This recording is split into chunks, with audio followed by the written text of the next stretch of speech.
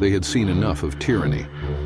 In its place, they built something new, a republic, a government not ruled by a king, but by the people. Rome's republic was unlike anything the world had seen. At its core was the Senate, a council of Rome's elite guiding the state. At the head were two consuls, powerful leaders elected each year, balancing authority. But power was not equally shared. Rome was divided into two classes: the patricians, the wealthy aristocrats who controlled the government; the plebeians, the common citizens, farmers, soldiers, merchants, who fought for a voice in politics. Over time, the plebeians gained rights, securing their own representatives, the tribunes, who could veto unjust laws. But Rome's true strength did not come from its politics. It came from its legions. The Romans were warriors by nature.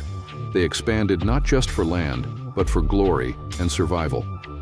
In the 3rd century BCE, Rome clashed with Carthage, a powerful North African rival, in a series of wars that would define its future. The Punic Wars were brutal. The Carthaginian general Hannibal led his armies across the Alps, striking fear into the heart of Rome. But Rome was relentless. After years of struggle, the Romans defeated Carthage, razing it to the ground, enslaving its people, and salting its fields so that nothing would grow again. Victory made Rome the undisputed ruler of the Mediterranean. But conquest came at a cost. The more land Rome acquired, the harder it became to govern. With wealth pouring in from Greece, Egypt, and Spain, corruption spread. The Republic was cracking, and ambitious men saw opportunity. By the 1st century BCE, Rome was no longer a republic in spirit. Power was concentrated in the hands of a few, and the Senate was plagued by division. Then came Julius Caesar, a brilliant general, a masterful politician. Caesar won the love of the Roman people through his military conquests, especially in Gaul, modern-day France. But the Senate feared him. When he marched his army across the Rubicon River in 49 BCE, he broke the sacred law forbidding generals from bringing legions into Rome. This was an act of war. Caesar seized power, becoming dictator for life. He promised reforms, but many in the Senate saw only tyranny. On the Ides of March, 44 BCE, he was assassinated by senators who believed they were saving the Republic. They were wrong. Instead of restoring democracy, Caesar's death plunged Rome into chaos. Civil wars erupted. One by one, his enemies fell. And out of the ashes, a new leader emerged.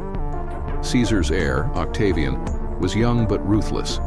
He outmaneuvered every rival, including Mark Antony and Cleopatra, and in 27 BCE, he stood as the undisputed ruler of Rome. But he was careful. He did not call himself a king. Instead, he took the title Augustus, meaning the revered one. Rome was no longer a republic. It was an empire. With Augustus at the helm, Rome entered its greatest era, the Pax Romana, the Roman peace. For nearly 200 years, Rome thrived. Roads stretched across continents, trade flourished, and grand monuments like the Colosseum and the Pantheon rose. Rome had conquered the world, but the seeds of its fall had already been sown. Rome was not born an empire. It fought to become one. The backbone of its power, the Roman legions. Unlike the scattered militias of their enemies, Roman soldiers were highly trained, disciplined, and fiercely loyal. Every legionnaire was a master of combat, trained to fight in tight formations, using strategy and precision rather than brute force. The testudo, or tortoise formation, allowed soldiers to advance under a shell of shields, impervious to enemy arrows. The triple line formation ensured fresh troops could rotate into battle, never allowing exhaustion to weaken the army. With these tactics, Rome conquered lands at an unprecedented speed. Gaul, modern France, fell to Julius Caesar after a brutal campaign that cemented his name in history.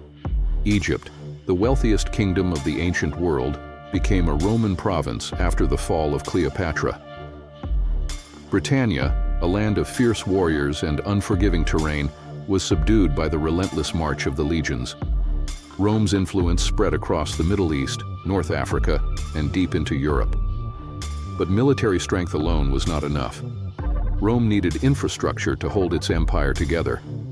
An empire is only as strong as its foundations. Rome didn't just conquer, it built.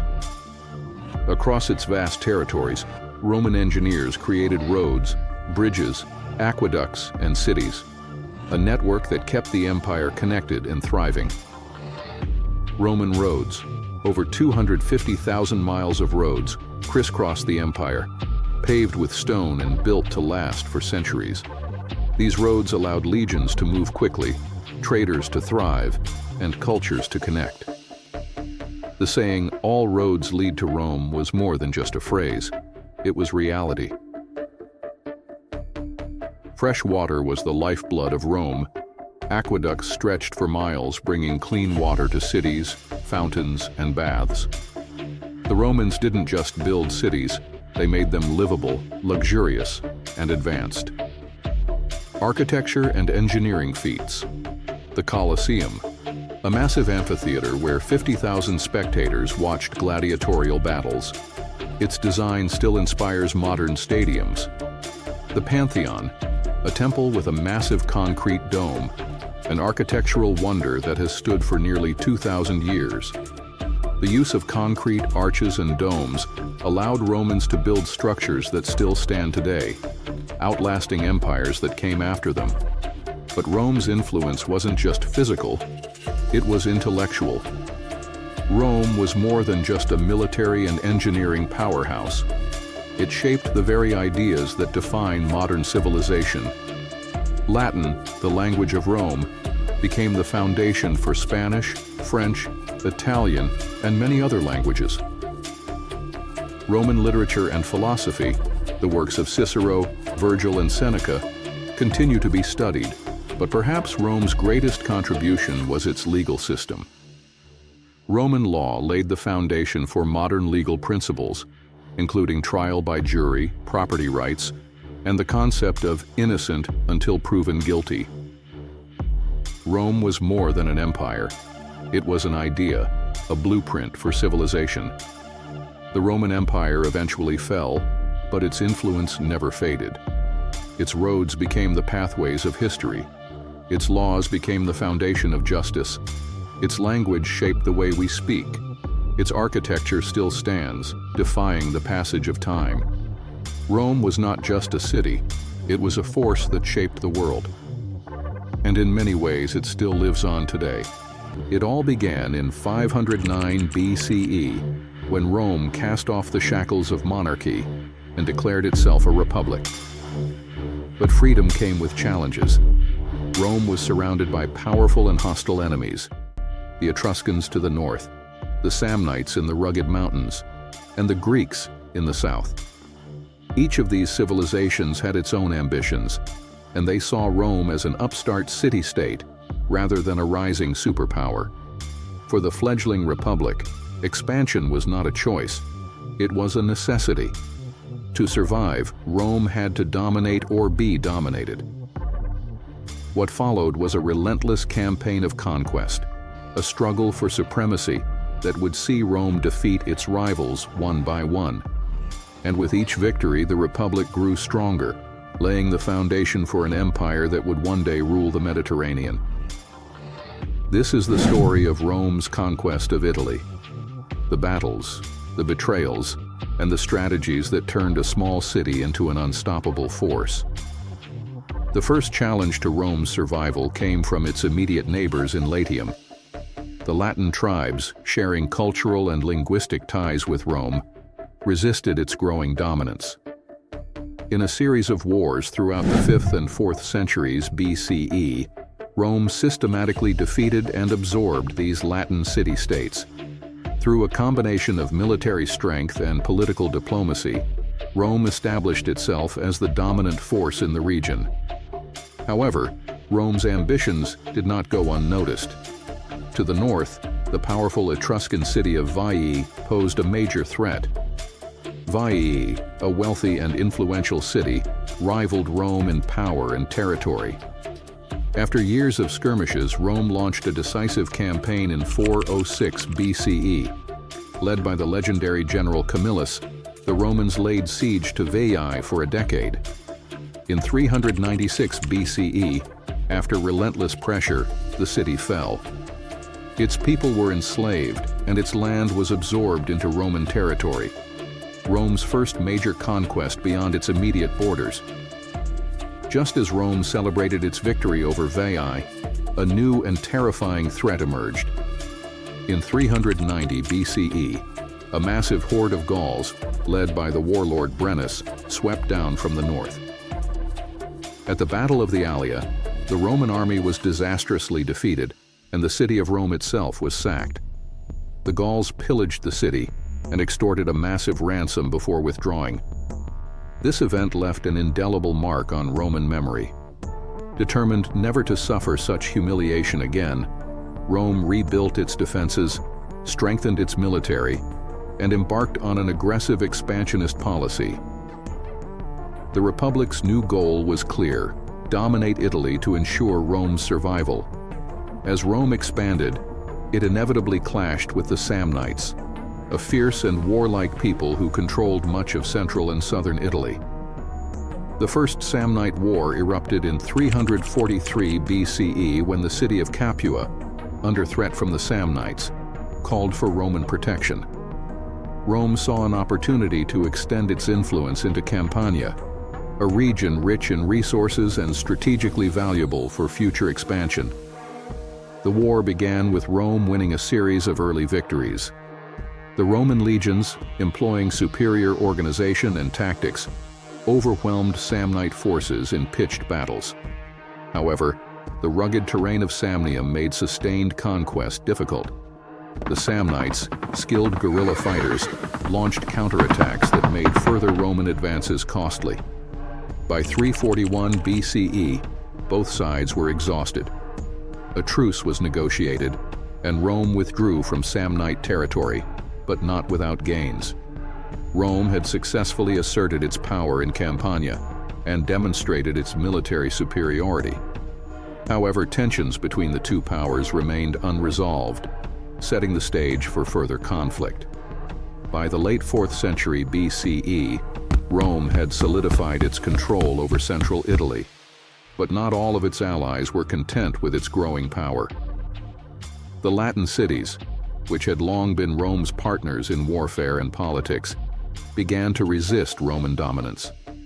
They had fought alongside Rome in previous wars, particularly against the Samnites, but now they sought full equality or independence. When Rome refused to grant them equal status, tensions boiled over into open conflict, sparking the Latin War, 340 to 338 BCE. The Latin League, a coalition of independent Latin city-states, joined forces with the Campanians, aiming to challenge Roman supremacy. The war began in 340 BCE with a dramatic battle at Vesuvius, where Rome, led by the consuls Titus Manlius Torquatus and Publius Decius Mus, faced a combined Latin and Campanian army. The battle was hard-fought, and a moment of great Roman discipline and sacrifice emerged when Decius Mus performed the ancient ritual of devotio, sacrificing himself by charging into enemy lines to inspire his troops. This act bolstered Roman morale, and the Latins were defeated. Another major engagement occurred at Tryphanum, where the Latins suffered another devastating loss. With their forces shattered, the Latin cities could no longer resist Roman might. By 338 BCE, the war had ended, and Rome imposed its will upon Latium.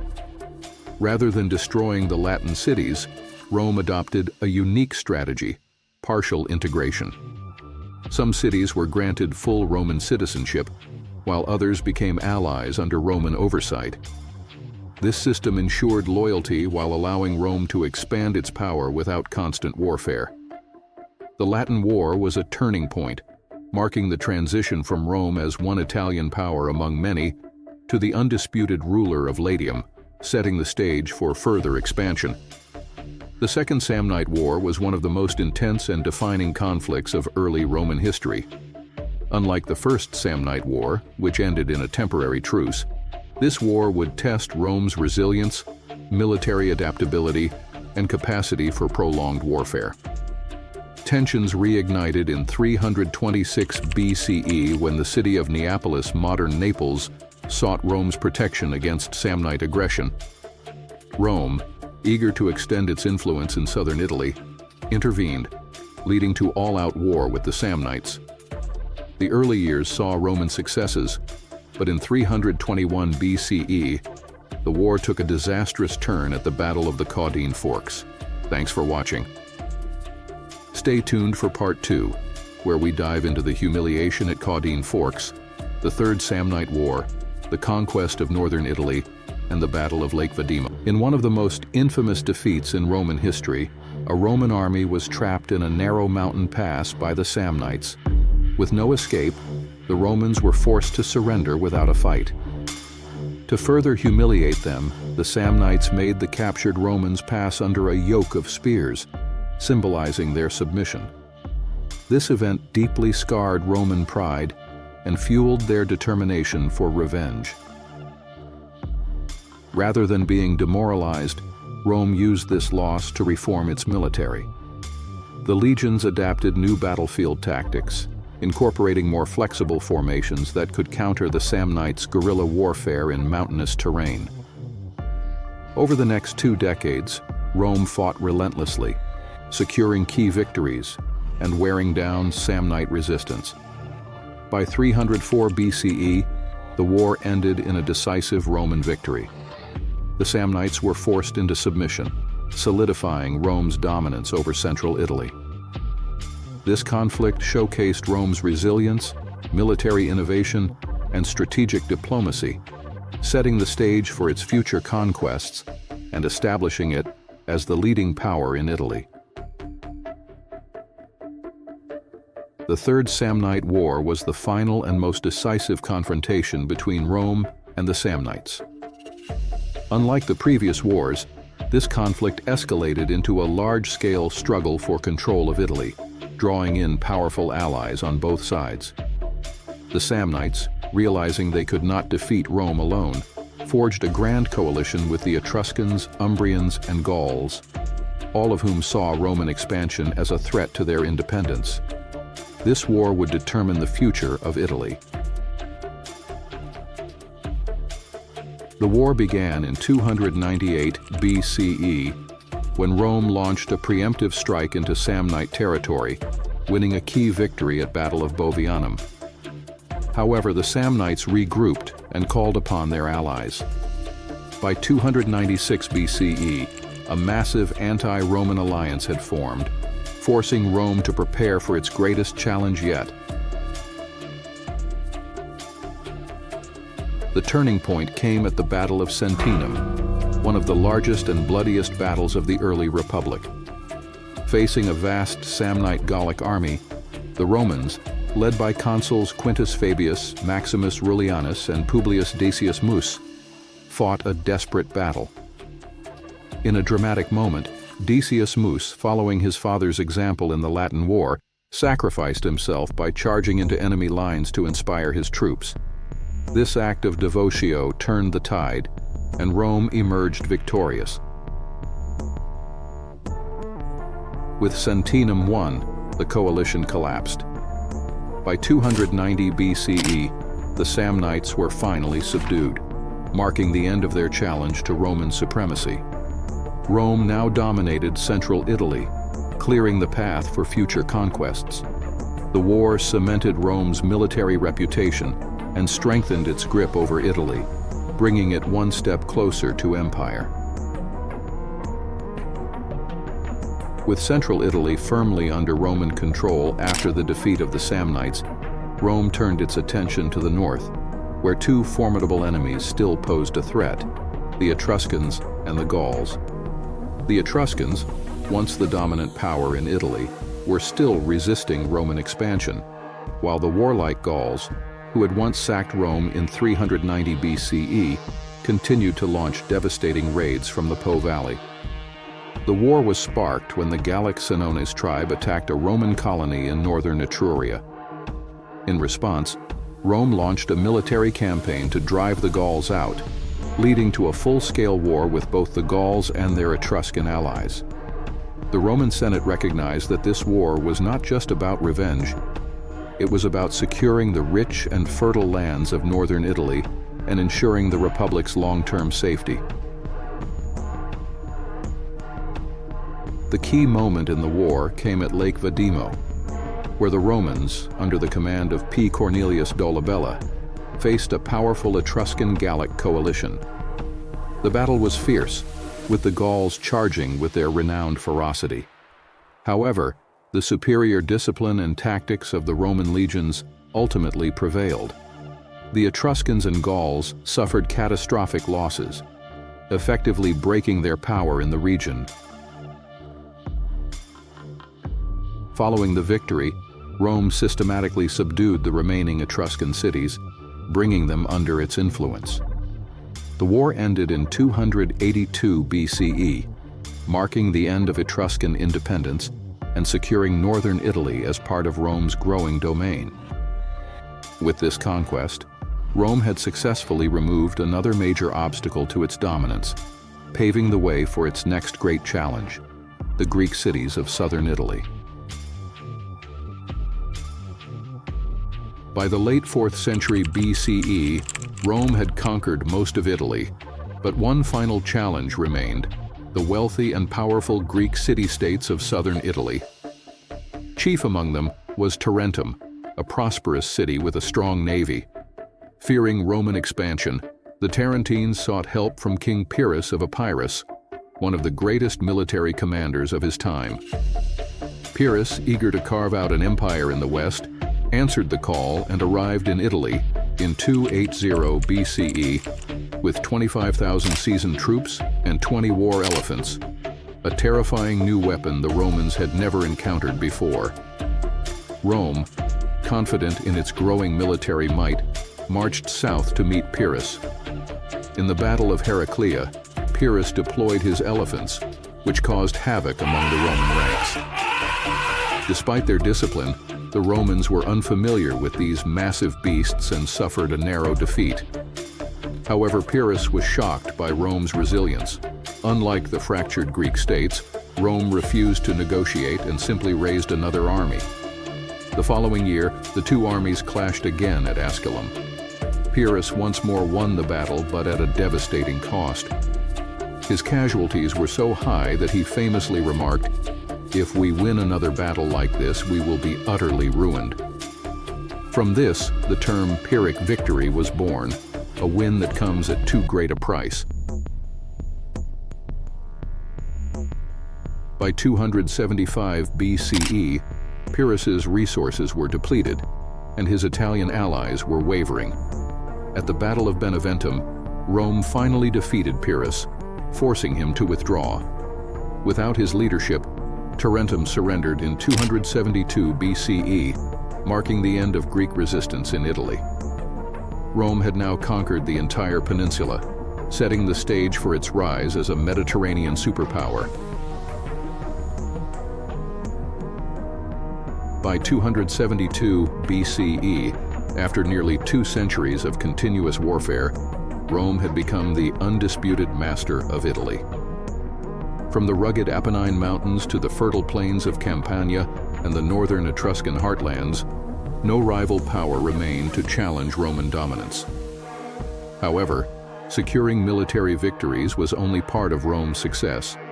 The real challenge lay in governing and integrating the diverse peoples of the Italian peninsula.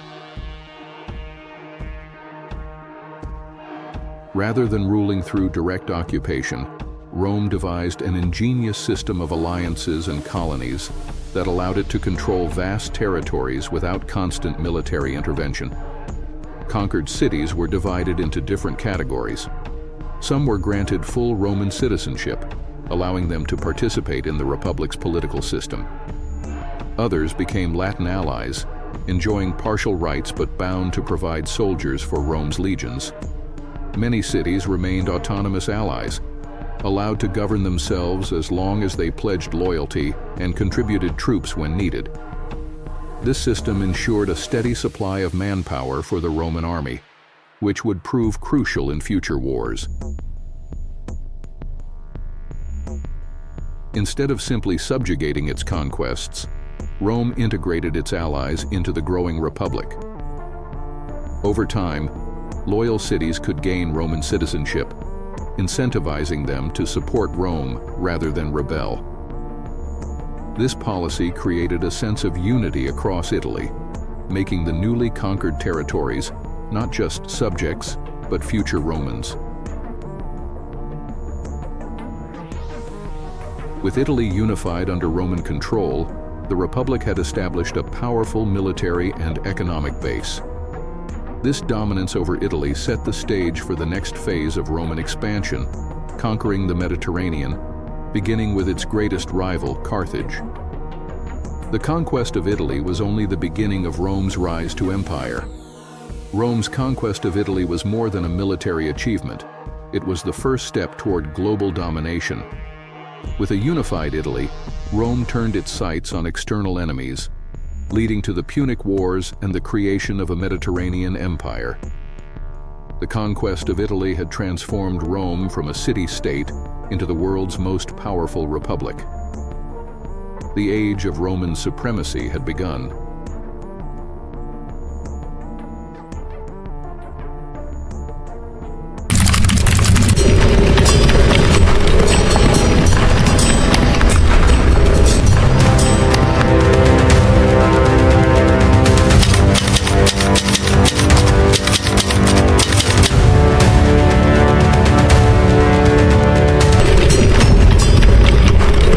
Imagine this. Two of the most powerful forces in the ancient world are locked in a battle for supremacy, fighting on land and sea in a clash that would change history forever. For 23 years, Rome and Carthage fought with everything they had, inventing new strategies, building massive fleets, and enduring endless battles. Welcome to the First Punic War, the war that shaped the future of the Mediterranean. Let's rewind to 264 BCE.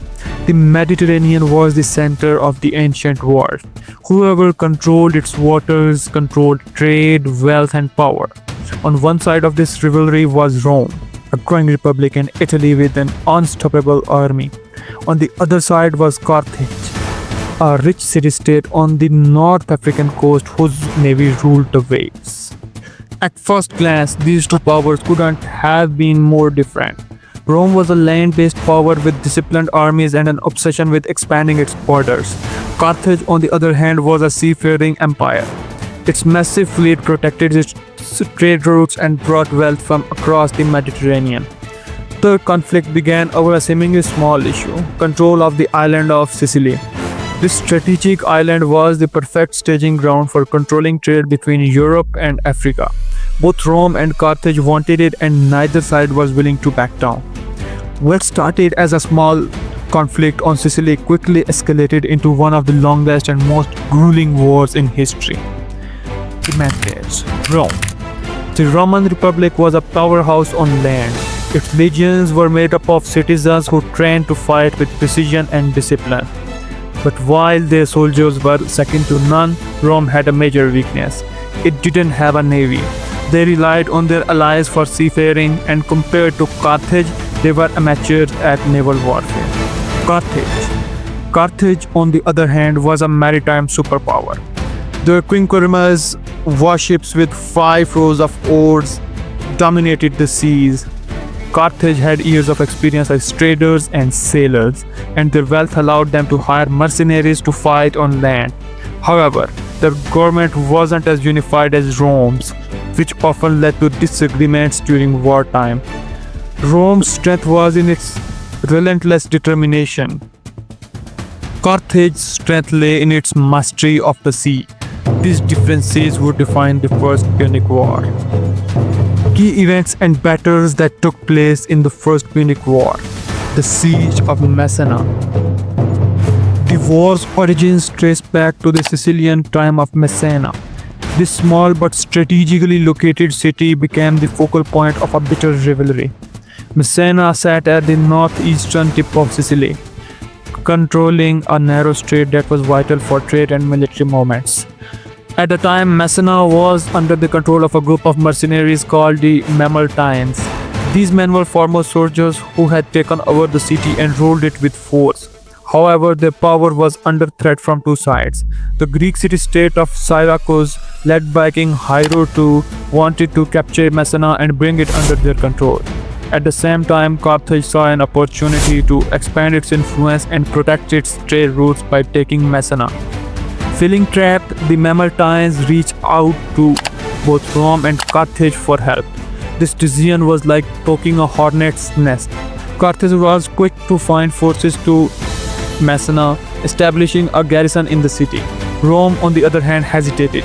Some Roman leaders didn't want to get involved in a conflict so far from home, especially since it could mean war with Carthage. However, Rome eventually decided to act.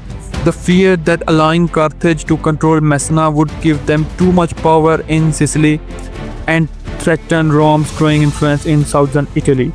Roman troops crossed the sea and entered Messana, forcing the Carthaginian garrison to withdraw. This move infuriated Carthage, and they quickly declared war.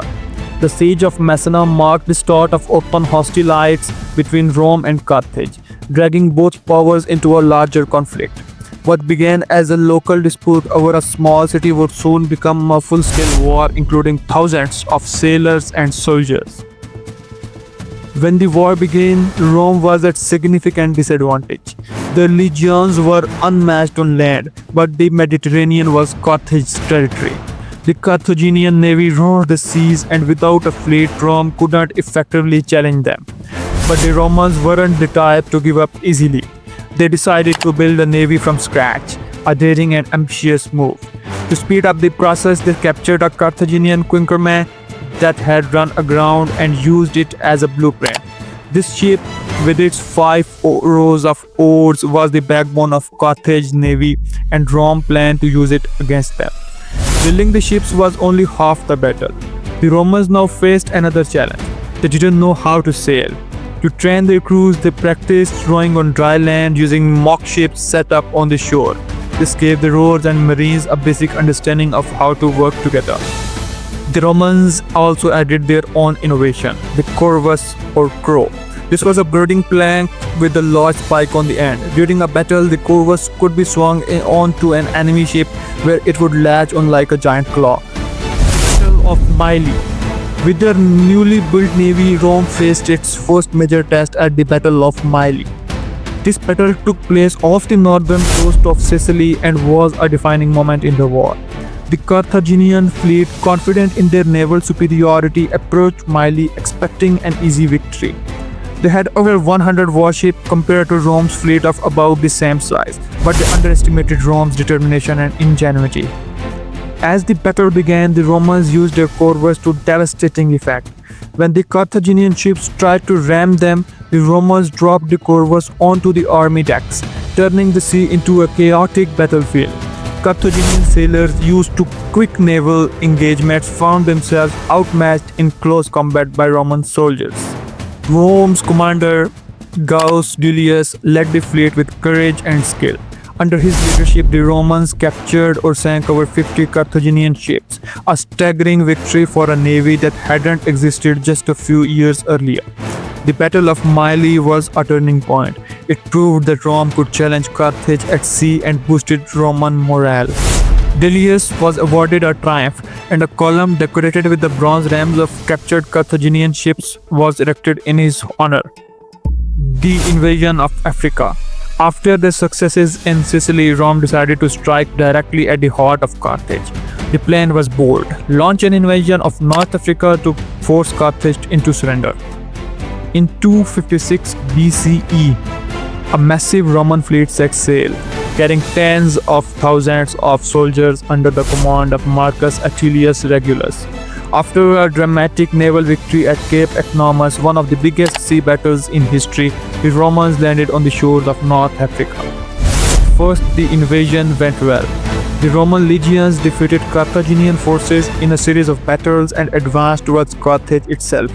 The Carthaginians were caught off guard and desperate to stop the Romans. But Rome's luck didn't last. The Carthaginians hired Xanthippus, a skilled Greek mercenary commander, to reorganize their army. Xanthippus brought discipline and strategy to the Carthaginian forces, and he knew exactly how to exploit Rome's weaknesses. In 255 BCE, the two sides clashed in a decisive battle. Xanthippus used war elephants to break the Roman lines and cavalry to outflank their forces. The Roman army was crushed, with thousands killed or captured. Regulus himself was taken prisoner and later died in captivity, becoming a symbol of Roman heroism and sacrifice. The invasion of Africa was a costly failure for Rome, but it didn't break their spirit. They regrouped and continued the fight in Sicily, determined to achieve victory. The Battle of Aegates Islands, 241 BCE. After years of brutal fighting, the war finally came to a climactic end at the Aegates Islands. Rome, having rebuilt its navy yet again, launched a surprise attack on the Carthaginian fleet. Despite being outnumbered, the Roman ships were lighter and faster, allowing them to outmaneuver the Carthaginians. Rome's victory at sea forced Carthage to surrender. After 23 years of war, Rome emerged as the new dominant power in the Western Mediterranean. The First Punic War was a turning point in history. For Rome, this was the first step in Rome's transformation from a regional power to a global empire. By winning Sicily, they gained their first province outside Italy. More importantly, they proved they could adapt to new challenges like naval warfare. For Carthage, the war was a devastating blow. They lost control of Sicily, their navy was severely weakened, and they were forced to pay a massive indemnity to Rome. However, Carthage wasn't finished yet. This defeat planted the seeds for the Second Punic War, where they would seek revenge under the leadership of the brilliant general Hannibal. The First Punic War taught the world several lessons. Adaptability wins wars. Rome's ability to build a navy from scratch and innovate with the corvus was a game changer. War has a heavy price. The war was one of the costliest in ancient history. Thousands of lives were lost, cities were destroyed, and entire economies were drained. It was a stark reminder of the human and financial toll of prolonged conflict. Rivalries shape history. The rivalry between Rome and Carthage didn't end with the First Punic War. It set the stage for even greater conflicts, including Hannibal's legendary campaign during the Second Punic War. This war marked the beginning of Rome's rise as a superpower. It showed the importance of perseverance, innovation, and strategic thinking, qualities that are still valuable today. The conflict also highlights the dangers of unending rivalries and the cost of war, lessons that resonate even in modern times. Most importantly, the First Punic War reminds us of the resilience of the human spirit. Both Rome and Carthage faced incredible challenges, but they kept fighting for what they believed in. This story inspires us to stay determined no matter the odds. The First Punic War was just the opening act in a much larger drama. The rivalry between Rome and Carthage would continue to shape the ancient world, leading to epic stories of heroism, strategy, and survival. And who knows, perhaps this tale of resilience and rivalry will inspire you to face your own challenges with the same determination that Rome and Carthage showed up so long ago. Stay curious and remember, history isn't just about the past, it's a guide for the future.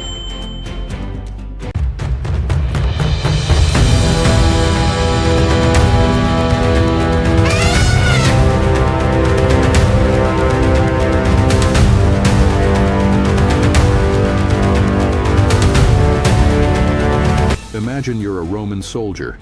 The sun burns your back, sweat stings your eyes, and in front of you, chaos. A sea of enemy warriors closing in, their weapons flashing in the unforgiving sunlight, their war cries chilling your blood. But they are not just any warriors. No, they are led by the most feared commander of the ancient world, Hannibal Barca.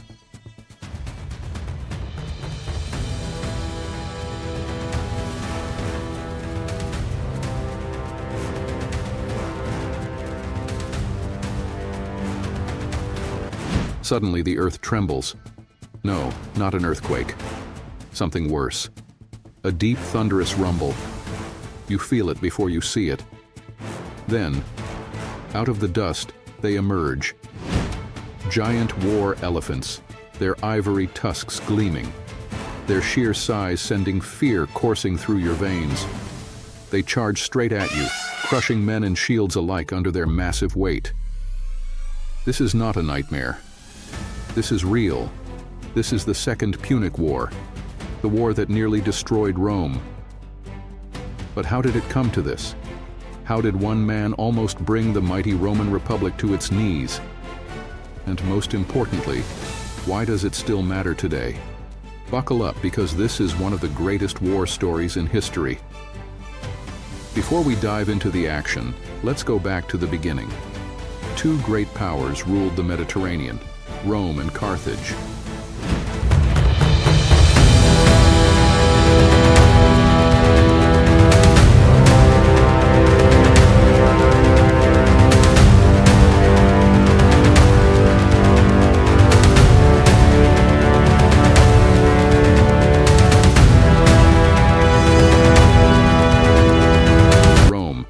Rising superpower of Italy, known for its disciplined legions and relentless ambition. Carthage, a wealthy and powerful city in North Africa, a thriving trade hub with a navy that ruled the seas. They had already fought one war, the First Punic War. Rome won, but Carthage never forgot the humiliation. And in Carthage, a young boy named Hannibal stood before his father, his small hands clenched into fists as he swore a blood oath, an oath to destroy Rome. Fast forward a few decades, and Hannibal was ready to keep his promise. He didn't just want to fight Rome, he wanted to crush it. If you were Hannibal, how would you attack Rome? Would you A, build a huge navy and invade by sea? B, march straight through enemy territory? C, try something crazy that no one would expect? The answer, crazy something, something no one expected. Hannibal decided to march his entire army, including war elephants, through the Alps. It was one of the most daring moves in military history. Hannibal and his army, 40,000 men, thousands of horses and 37 war elephants, began the impossible journey across the Alps. Freezing temperatures, starvation, avalanche after avalanche.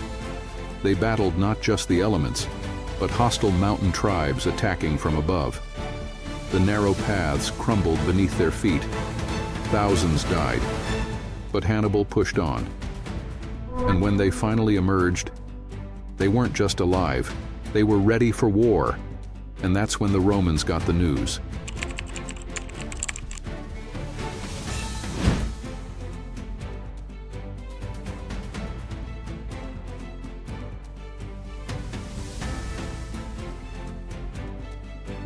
Hannibal had arrived from the north. Rome had never expected an attack from the north. And that's exactly what Hannibal wanted. Then came the moment that sent shockwaves through history. The Battle of Cannae. Hannibal faced a Roman army twice the size of his own. The Romans thought they had him trapped. They charged in full force, believing their numbers alone would secure victory. But Hannibal had a plan. He let the Romans push forward, then, boom, his cavalry slammed into their sides. The crescent formation closed like a vice, surrounding the Romans completely. They were trapped. The result? A massacre. 50,000 Roman soldiers fell that day. Some say the rivers ran, red with blood. Rome had never suffered a defeat like this before. Panic spread. People thought it was over, that Rome would fall. If you were a Roman leader after this disaster, what would you do? Would you A, surrender to Hannibal? B, fight harder no matter the cost? C, build a time machine and try again? Just kidding, that wasn't an option. The Romans? They chose B, fight harder.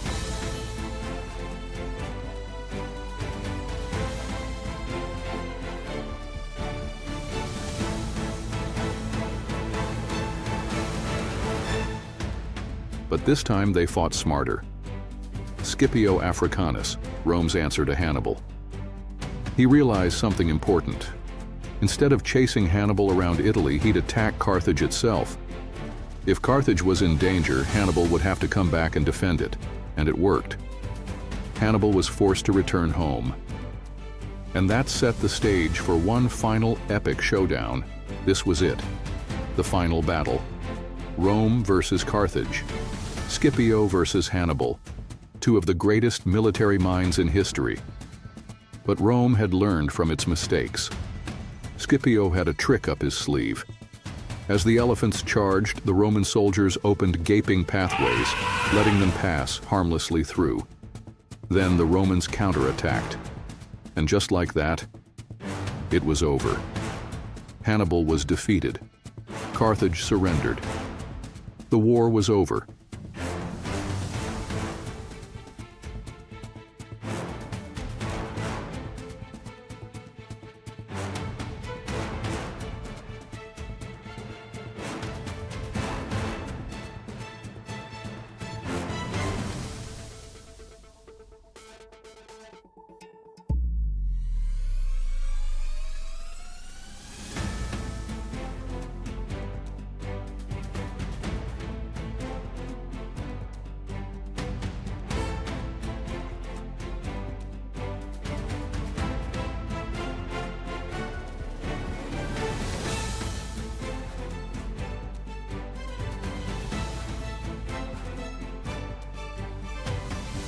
The Second Punic War changed history forever. Rome survived its darkest hour. And because of this victory, it would go on to build one of the greatest empires the world has ever seen. But what about Hannibal? He never stopped fighting, always on the run, until he took his own life rather than be captured. His name still echoes through history as one of the greatest military minds of all time.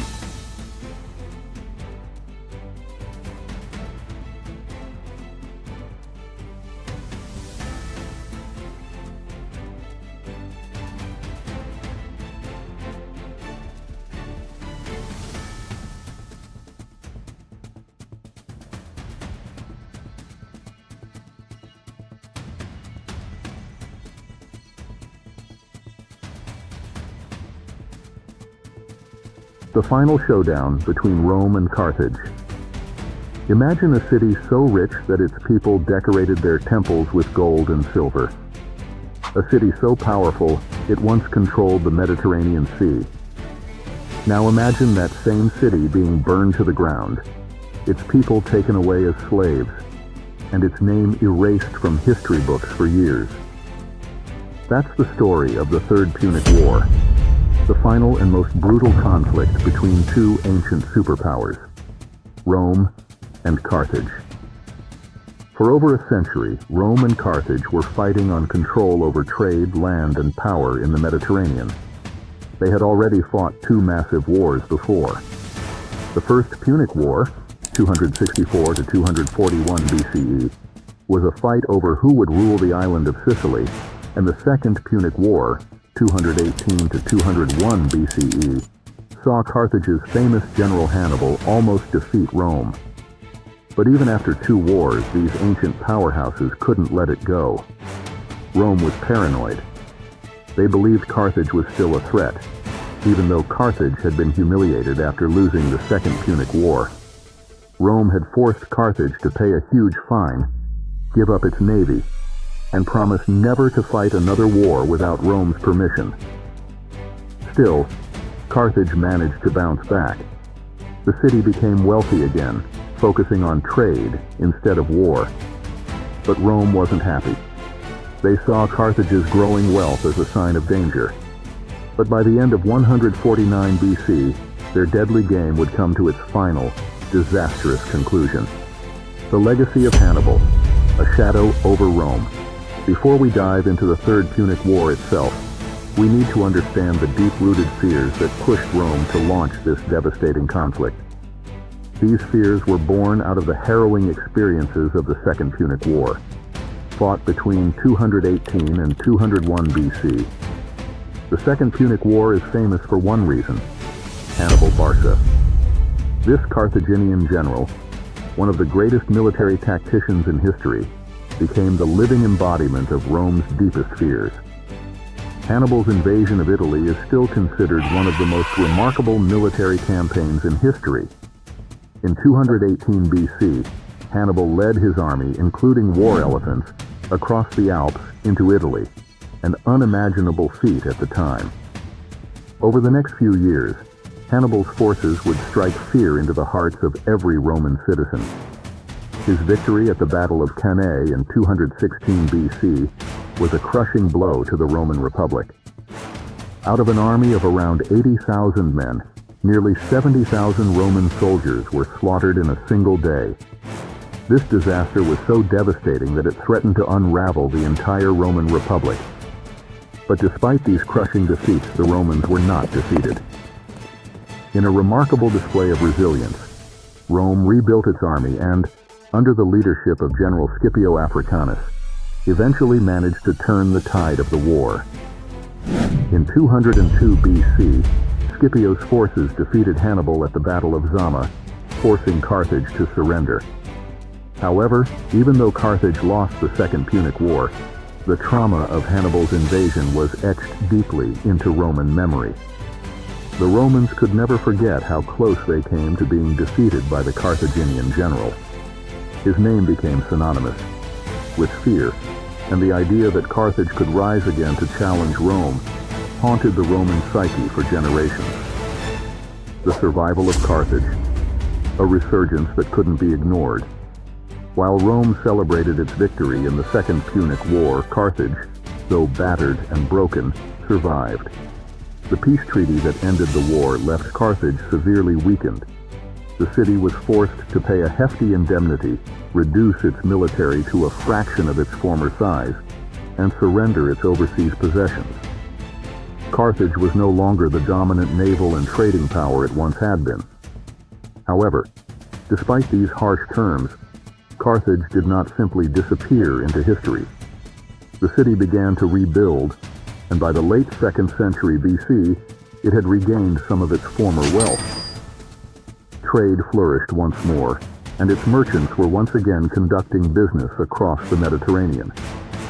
But for many Romans, this revival of Carthage was a source of deep concern.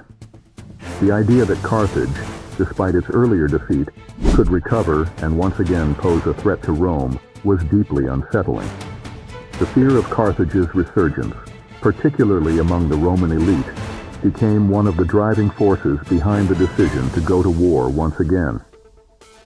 Rome's leaders, haunted by the memory of Hannibal, feared that if left unchecked, Carthage could rebuild its power and challenge Roman supremacy once again. Rome's political elite, including figures such as Cato the Elder, began to push for drastic action. Cato, who had seen the devastation wrought by Hannibal's invasion, became a staunch advocate for the total destruction of Carthage.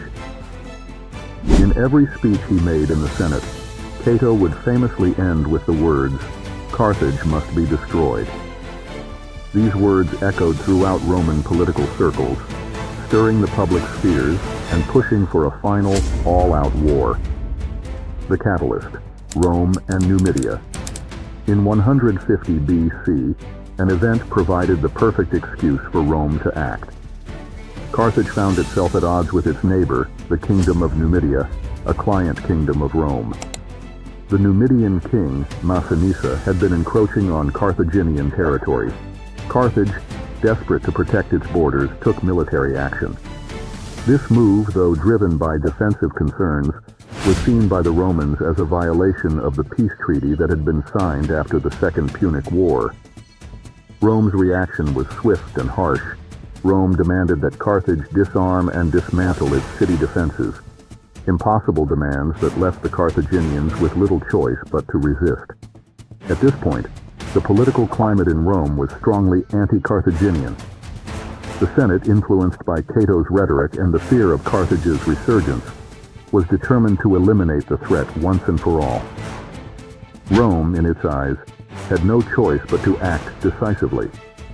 The war was inevitable. Carthage's resistance and the siege begins. The Carthaginians, knowing that Rome would not back down, made their final stand. The city of Carthage was well fortified, with high walls and a strong defensive position. However, it was not only the walls that the Romans would have to overcome, it was the will of the Carthaginian people to survive. Despite their weakened state, Carthage's leaders and citizens were determined to protect their home from the Roman threat. The Roman army, led by Scipio Aemilianus, was a seasoned and formidable force. It consisted of both Roman soldiers and mercenaries, including troops from Rome's allies, which was crucial for the long and costly siege that lay ahead. Initially, the Romans set up their camp outside the city's strong walls, intending to block any escape and prevent Carthage from receiving supplies or reinforcements. The Carthaginians began to prepare for the worst. They fortified their defenses, mobilized their forces, and attempted to rally their people. The leader of Carthage, Hasdrubal, took command of the defense, knowing that the city's survival depended on his ability to hold off the Roman legions. Hasdrubal, though not as famous as Hannibal, was a skilled commander in his own right. However, despite his best efforts, the Carthaginian forces were no match for the overwhelming power of Rome. In 149 BC, the Romans began their siege of Carthage. As the siege began, the Romans quickly established a blockade around Carthage. They cut off trade routes and intercepted supplies from the rest of North Africa, but this did not immediately bring Carthage to its knees. The Carthaginians proved resourceful and resilient, continuing to fight back. For the Romans, the siege was more than just a military operation. It was a test of endurance and patience. Despite the blockade, Carthage remained steadfast, and the siege continued into the second year, with both sides preparing for a prolonged struggle. The Carthaginian military, though weakened from previous wars, still managed to put up fierce resistance, using their naval fleet and internal defenses to maintain control of key sections of the city. The Carthaginian navy, while not as large as it once had been, still played a significant role in defending their coastlines, even though it was mostly confined to the city's harbor. The Romans, who were not only aiming to starve the city into submission, but also seeking to destroy its power, launched repeated raids on Carthaginian positions. However, Carthage continued to rebuild its defenses and make use of its formidable defenses. After a prolonged period of blockade and skirmishes, the Romans began a full siege of Carthage in 147 BC. The Romans constructed siege walls around the city to trap the defenders inside. This wall effectively isolated Carthage, leaving the defenders with limited options. The Carthaginians tried several times to break through the siege lines, but these attempts were repelled by the Romans. The Romans began building siege towers, battering rams, and other machinery in an attempt to breach Carthage's thick walls. They also constructed a series of trenches to help protect their own soldiers from the Carthaginian attacks. Despite this, Carthage still held out, and the situation became even more dire for the Romans, who suffered both from exhaustion and the harsh conditions surrounding the siege. As the siege wore on, the Romans began to face their own difficulties. Supplies were strained, and some soldiers became disillusioned by the protracted battle. However, the Romans had learned from previous sieges and had mastered the art of maintaining long-term campaigns. They were able to draw upon their allies in Numidia and other parts of North Africa, ensuring that they could maintain a steady supply of food and reinforcements. Carthage was not without its options for defending itself. Despite being heavily besieged, the Carthaginians made repeated efforts to counterattack. They used their remaining warships to launch raids on Roman supply lines, and even attempted to break through the Roman blockade. On a few occasions, the Carthaginians succeeded in damaging Roman forces, particularly in their attempts to fight back at the blockade on land. Despite these efforts, Carthage's resources were being drained faster than they could replenish them. The city's food stores were dwindling, and morale was sinking. The Romans, on the other hand, were increasingly able to cut off vital resources and press the siege even harder. The fall of Carthage, the final assault. By 146 BC, the Romans had gathered enough strength to launch a full assault on the city. The siege had dragged on for years, but the Carthaginians' resolve had not faltered. The city's defenders fought with everything they had, but their efforts were in vain. The Romans, led by Scipio Aemilianus, the grandson of Scipio Africanus, pressed forward with ruthless determination. The final assault on the city was brutal, with house-to-house fighting that turned the streets of Carthage into a battlefield. Carthage, once a proud and powerful empire, was no more. The lasting impact of the Third Punic War. For Rome, the victory in the Third Punic War solidified its position as the dominant power in the Mediterranean. With Carthage destroyed, Rome was free to expand its influence even further. The war also marked the beginning of a new phase of Roman imperialism, as the Republic transitioned toward becoming an empire. For the people of Carthage, the Third Punic War was the final chapter in their city's long and storied history. They had fought with courage, but ultimately, their defeat signaled the end of their empire. Veni, vidi, veci. I came to a Rome of crumbling dignity, torn by greed and rot, and I made her whole. I am Gaius Julius Caesar, born of the Iuli, descended from Venus herself. My youth burned with ambition. I saw the Senate grovel in luxury while the people starved in silence. So I rose. I crossed the Rubicon with iron in my eyes, not as a rebel, but as Rome's savior. They called me traitor, but I gave them Gaul, an empire's jewel bathed in blood and brilliance. I gave them law. I gave them peace. I dared crown order where there was chaos. Yes, I wore the laurel. Dictator, they whispered, but beloved in the streets, feared in the courts. I dined with kings. I shattered tyrants, and I stood with the people. Yet it was not my enemies that ended me. It was my friends. Brutus, et tu. My final breath was not of fear, but of fate. My death was the price of my immortality. I am not gone. Rome lives because of me. I planted the seed. My bloodline bore emperors. My name, Caesar, became title, became legend. When you speak of empires, remember who forged the mold.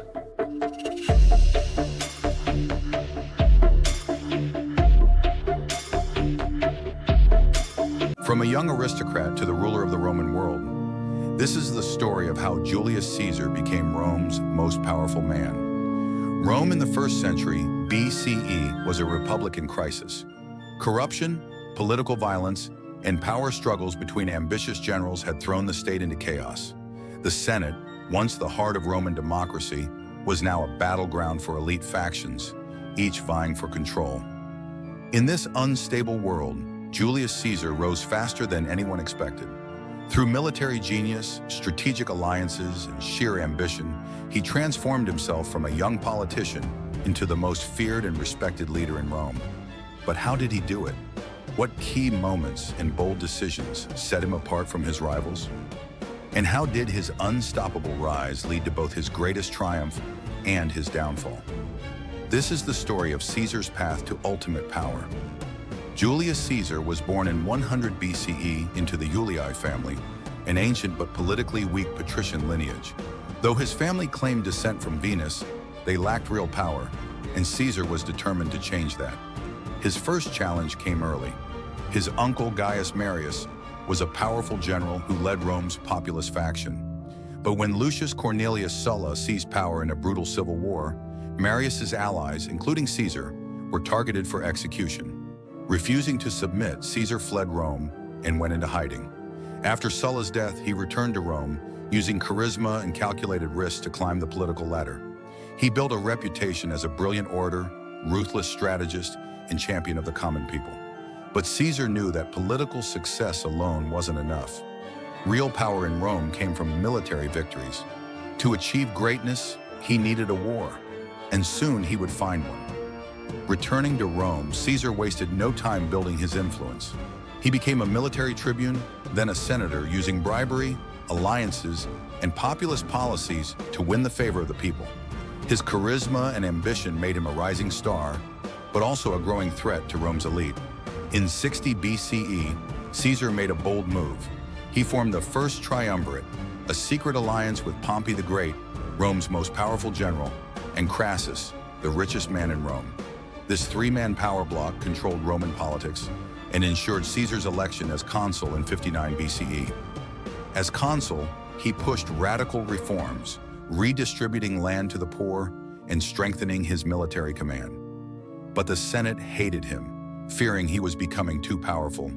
His enemies planned to strip him of influence, so Caesar made his next move. He secured a governorship in Gaul, a land filled with riches and war. If he wanted to dominate Rome, he needed a legendary military campaign, and in Gaul he would find it. In 58 BCE, Caesar launched his campaign in Gaul, a vast warlike land that had resisted Roman control for centuries. His goal? Conquer it, plunder its riches, and forge an unstoppable army loyal to him alone. For nearly a decade, Caesar waged brutal war against the fierce Gallic tribes, using military innovation, deception, and sheer ruthlessness. He crushed the Helvetii, defeated the Germanic king Ariovistus, and annihilated the Belgae in northern Gaul. Each victory increased his power, wealth, and reputation. But his greatest challenge came in 52 BCE, when a Gallic leader named Vercingetorix united the tribes in a massive rebellion.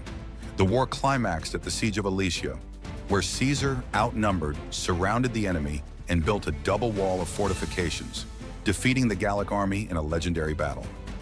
By 50 BCE, Gaul was fully under Roman control, and Caesar had become the most powerful general in the Republic. But back in Rome, his enemies were plotting against him. The Senate, led by Pompey, ordered him to disband his army. Caesar now faced a choice: submit and lose everything, or seize power by force. With Rome under his control, Caesar's next challenge was to eliminate Pompey and the Senate's loyalist forces. Though he had taken the capital, his enemies were regrouping across the Republic. To truly rule Rome, he needed to win the war. In 48 BCE, Caesar pursued Pompey to Greece, where their armies met at the Battle of Pharsalus.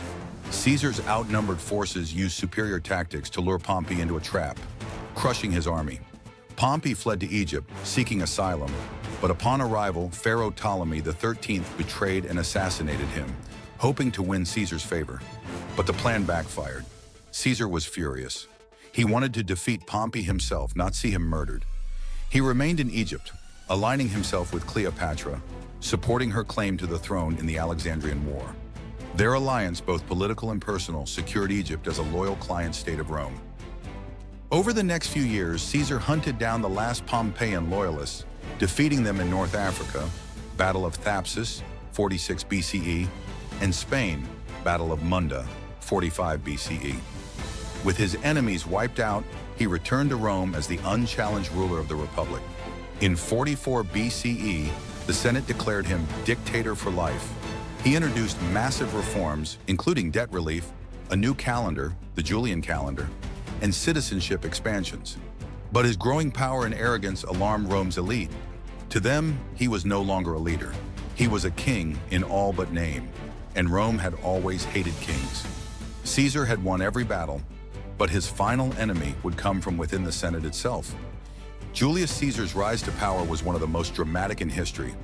Through brilliant military conquests, strategic alliances, and ruthless ambition, he became the most powerful man in Rome. But his dominance made him too dangerous to live. Just months after being declared dictator for life, he was assassinated on the Ides of March, 44 BCE, a moment that would lead to the fall of the Republic and the birth of the Roman Empire. A land of warriors, a ruthless general, and a war that would change history forever. This is the story of how Julius Caesar conquered Gaul.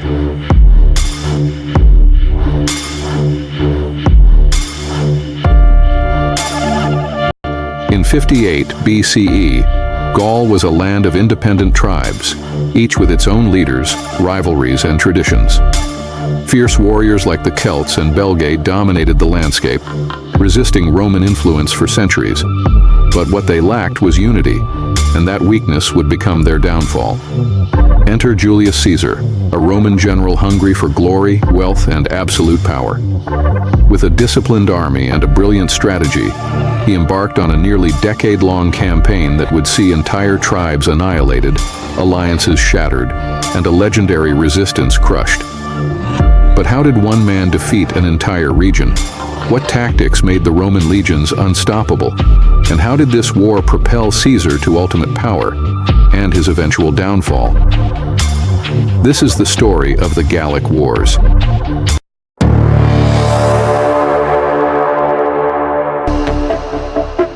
By 58 BCE, Julius Caesar was a rising star in Roman politics, but he needed military glory to secure his power. Rome's greatest leaders were also its greatest generals, and Caesar knew that conquering new lands would bring him riches, fame, and absolute control.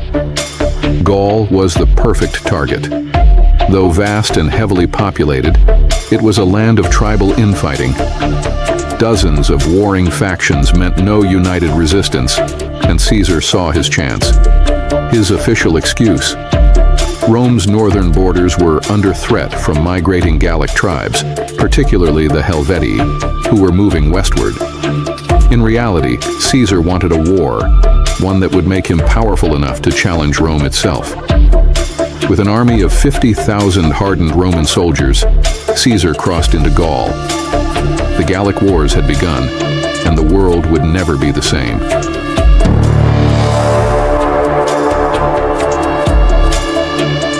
The Gallic Wars began in 58 BCE, when the Helvetii, a massive Gallic tribe of over 300,000 people, attempted to migrate into Roman-controlled territory. Caesar saw this as the perfect excuse to act. At the Battle of Bibracte, he crushed the Helvetii, forcing them to surrender and return home. This victory sent shockwaves through Gaul. Rome had arrived, and Caesar had no intention of leaving.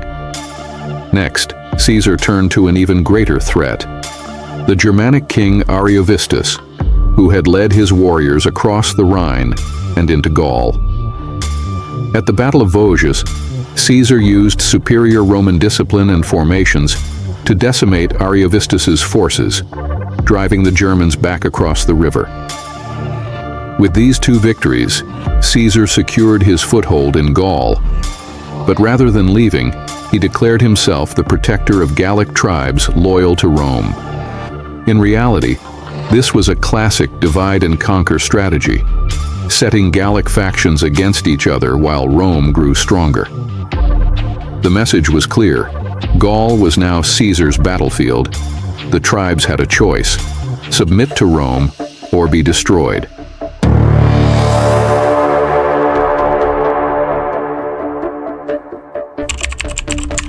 With his initial victories securing a foothold in Gaul, Caesar launched a full-scale conquest.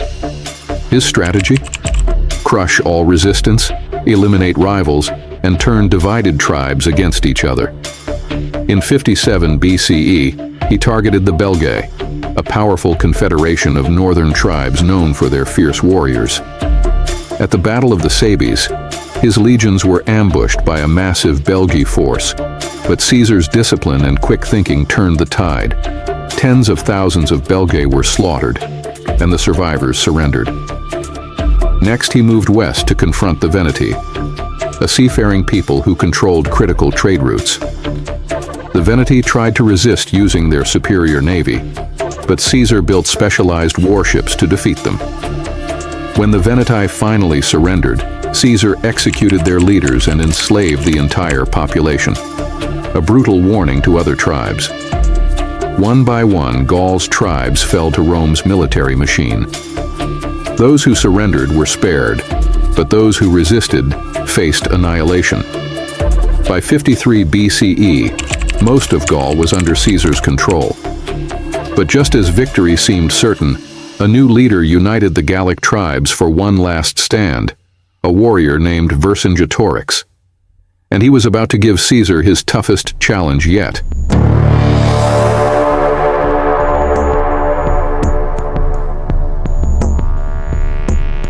By 52 BCE, the Gallic tribes had suffered years of Roman occupation, massacres, and betrayals.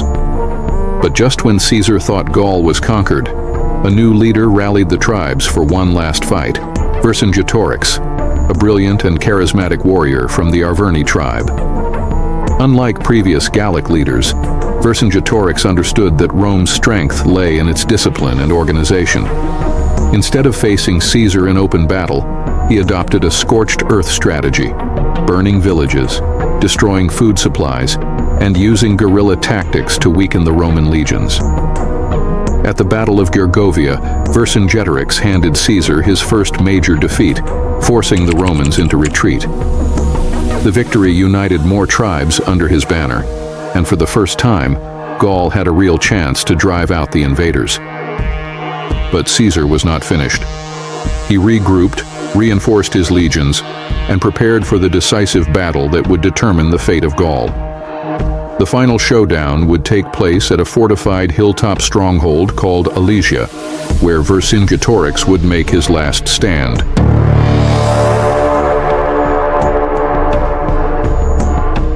Caesar was about to face the greatest challenge of his career.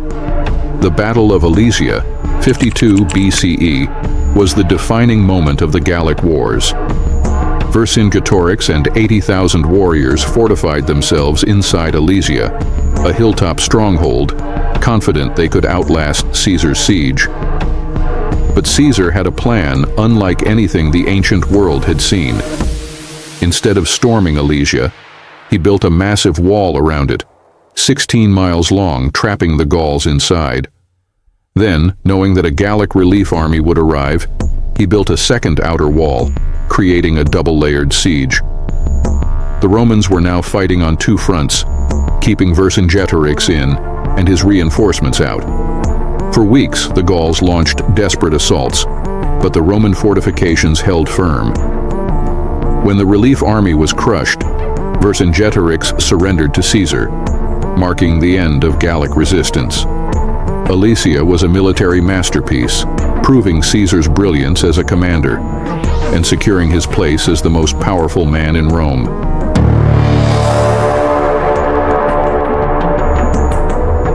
With Vercingetorix defeated and the last major Gallic resistance crushed, Gaul was officially Roman. Over the next few years, Caesar mopped up minor rebellions, secured Roman rule, and transformed Gaul into a profitable province. But the biggest impact of the Gallic Wars wasn't on Gaul, it was on Rome itself. Caesar returned to Rome as the richest and most powerful man in the Republic. His victories brought him massive wealth, an army loyal to him alone, and the fear of the Senate. His enemies, led by Pompey, saw him as a threat to the Republic. When the Senate ordered him to disband his legions, Caesar refused. Instead, in 49 BCE, he crossed the Rubicon River, declaring war on Rome itself. The conquest of Gaul had made Caesar unstoppable, but it also set him on the path to civil war, dictatorship, and eventually, assassination. Imagine standing on a battlefield, completely surrounded.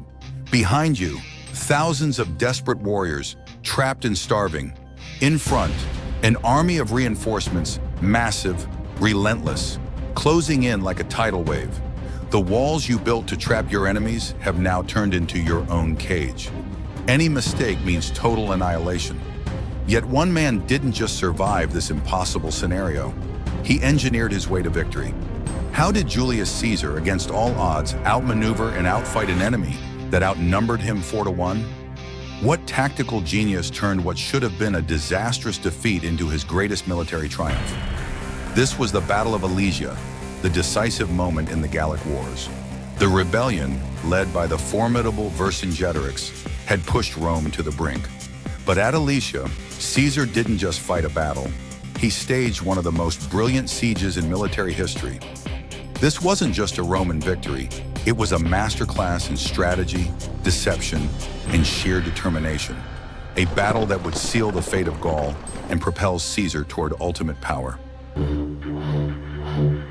The Gallic Wars had raged for years. Rome, under Julius Caesar, sought to conquer Gaul, But uniting the fiercely independent tribes was impossible. Until one man changed everything. His name, Vercingetorix. A charismatic and brilliant leader, Vercingetorix did the one thing Caesar feared most. He rallied the Gauls under a single banner.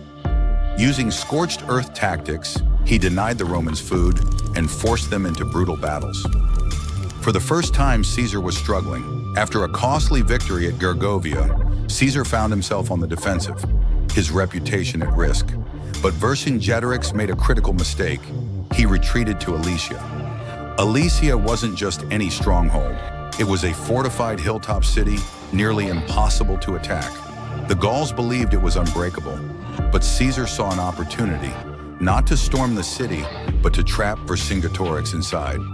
What happened next would become one of the most legendary sieges in history. Vercingetorix and 80,000 warriors were now trapped inside Alesia, but they weren't worried. The city was fortified, had supplies, and, most importantly, a massive Gallic relief army would soon arrive. To them, it was only a matter of time before Caesar was the one surrounded. But Caesar had no intention of waiting to be crushed.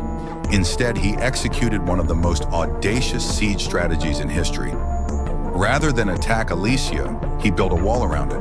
A massive 10-mile-long wooden fortification, complete with trenches, watchtowers, and deadly traps.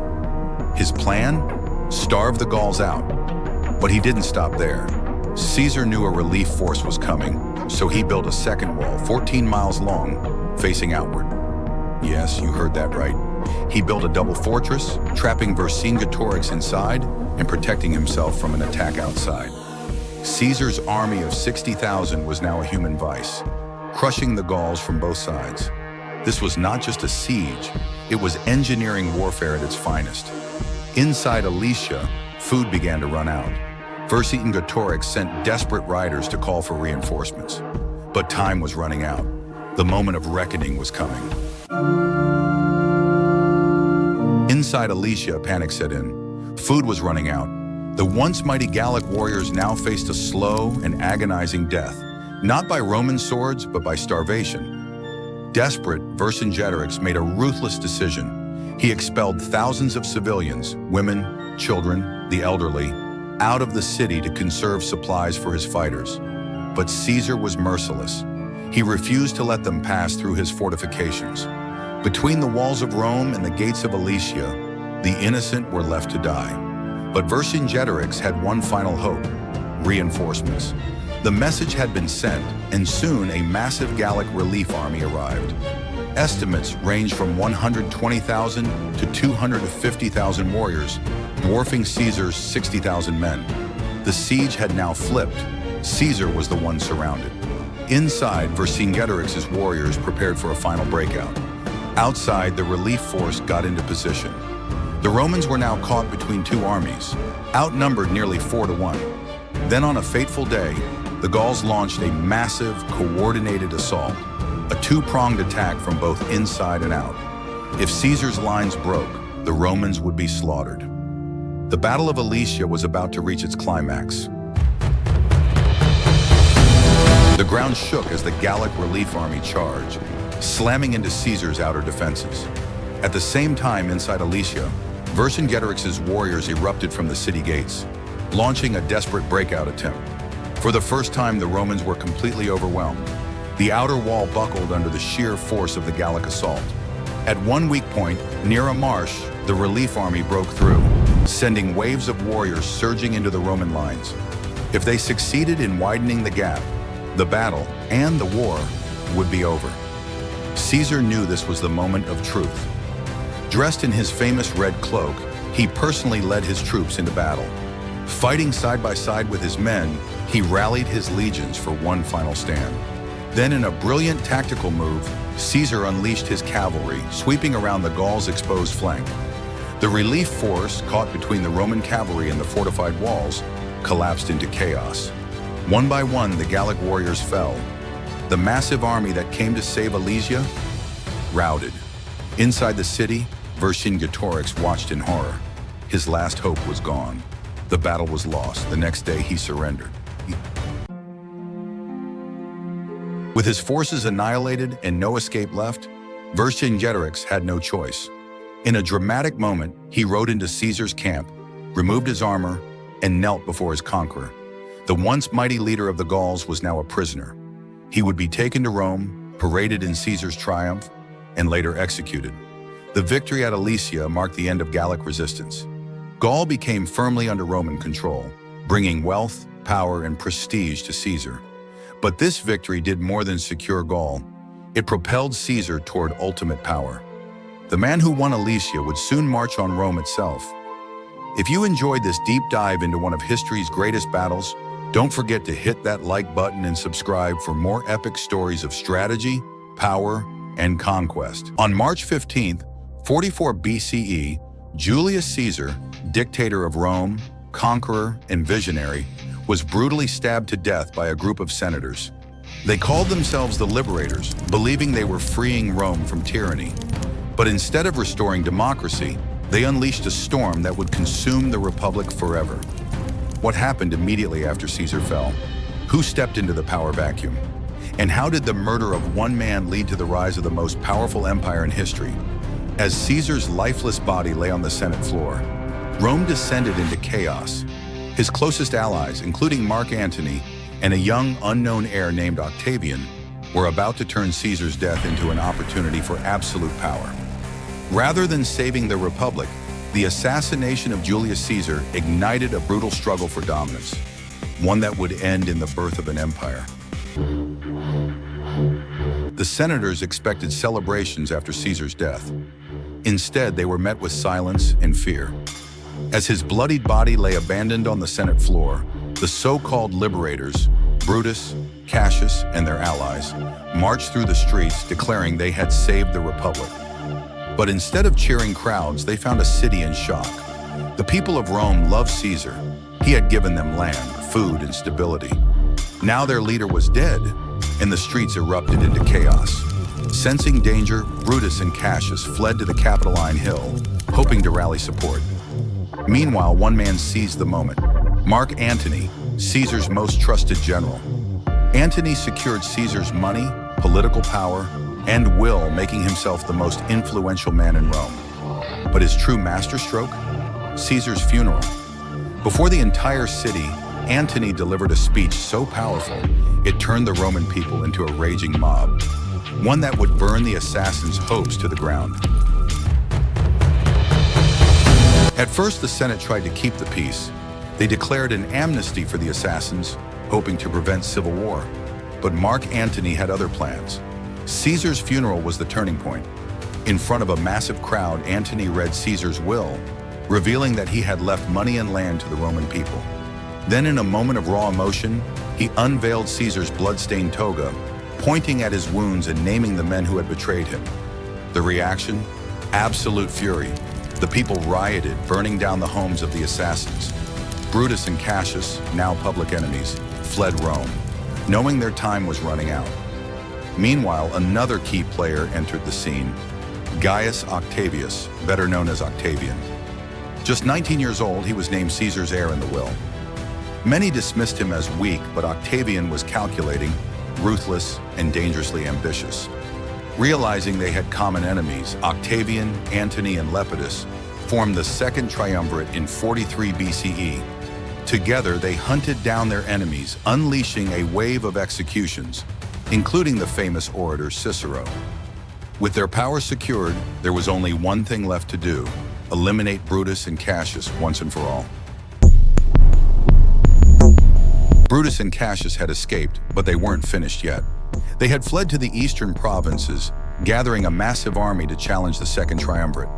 By 42 BCE, the final showdown was set, the Battle of Philippi. On one side, Brutus and Cassius, leading over 100,000 troops, determined to restore the Republic. On the other, Antony and Octavian, commanding an equally massive force, fighting to avenge Caesar. The first clash was brutal. Cassius, misled by false reports that his army had lost, took his own life. With his co-leader gone, Brutus pressed on, but his forces were pushed back and overwhelmed in a second decisive battle. Seeing no escape, Brutus fell on his own sword. his final words allegedly being, "O wretched virtue, thou wast but a name."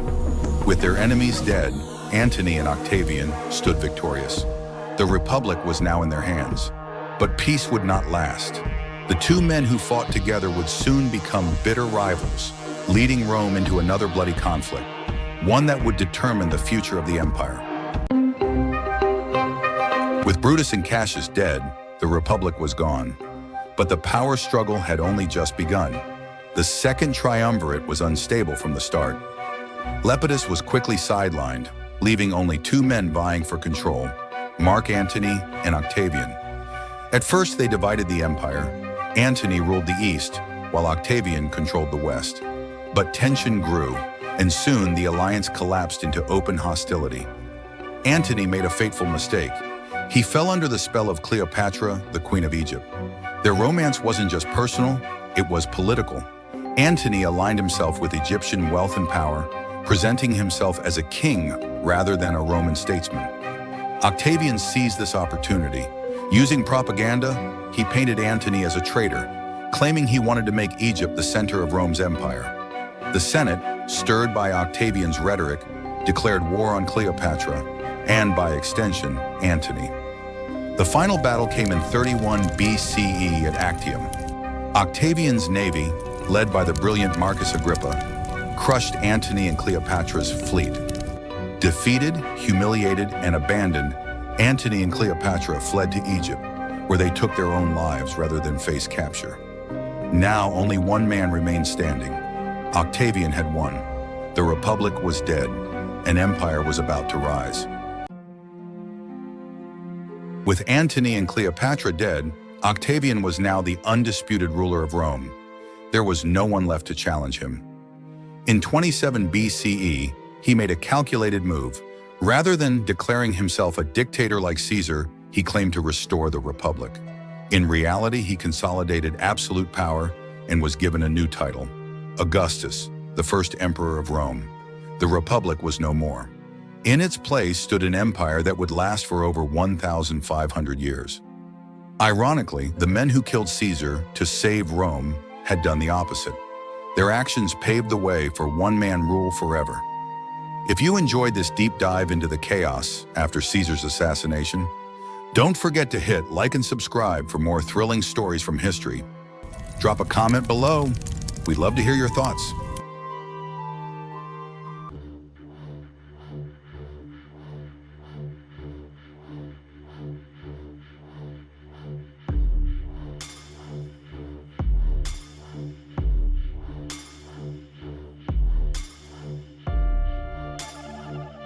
Empires are not immortal. They rise and they fall. Rome did not collapse overnight. It did not crumble in a single battle or a single event. Instead, its fall was slow, agonizing, an empire consumed from within. Heavy taxes crushed the poor. Crops withered in neglected fields. The people starved while corrupt politicians gorged themselves on power. And as Rome's armies turned against each other, the empire rotted from the inside out. This is the story of how the world's greatest empire fell.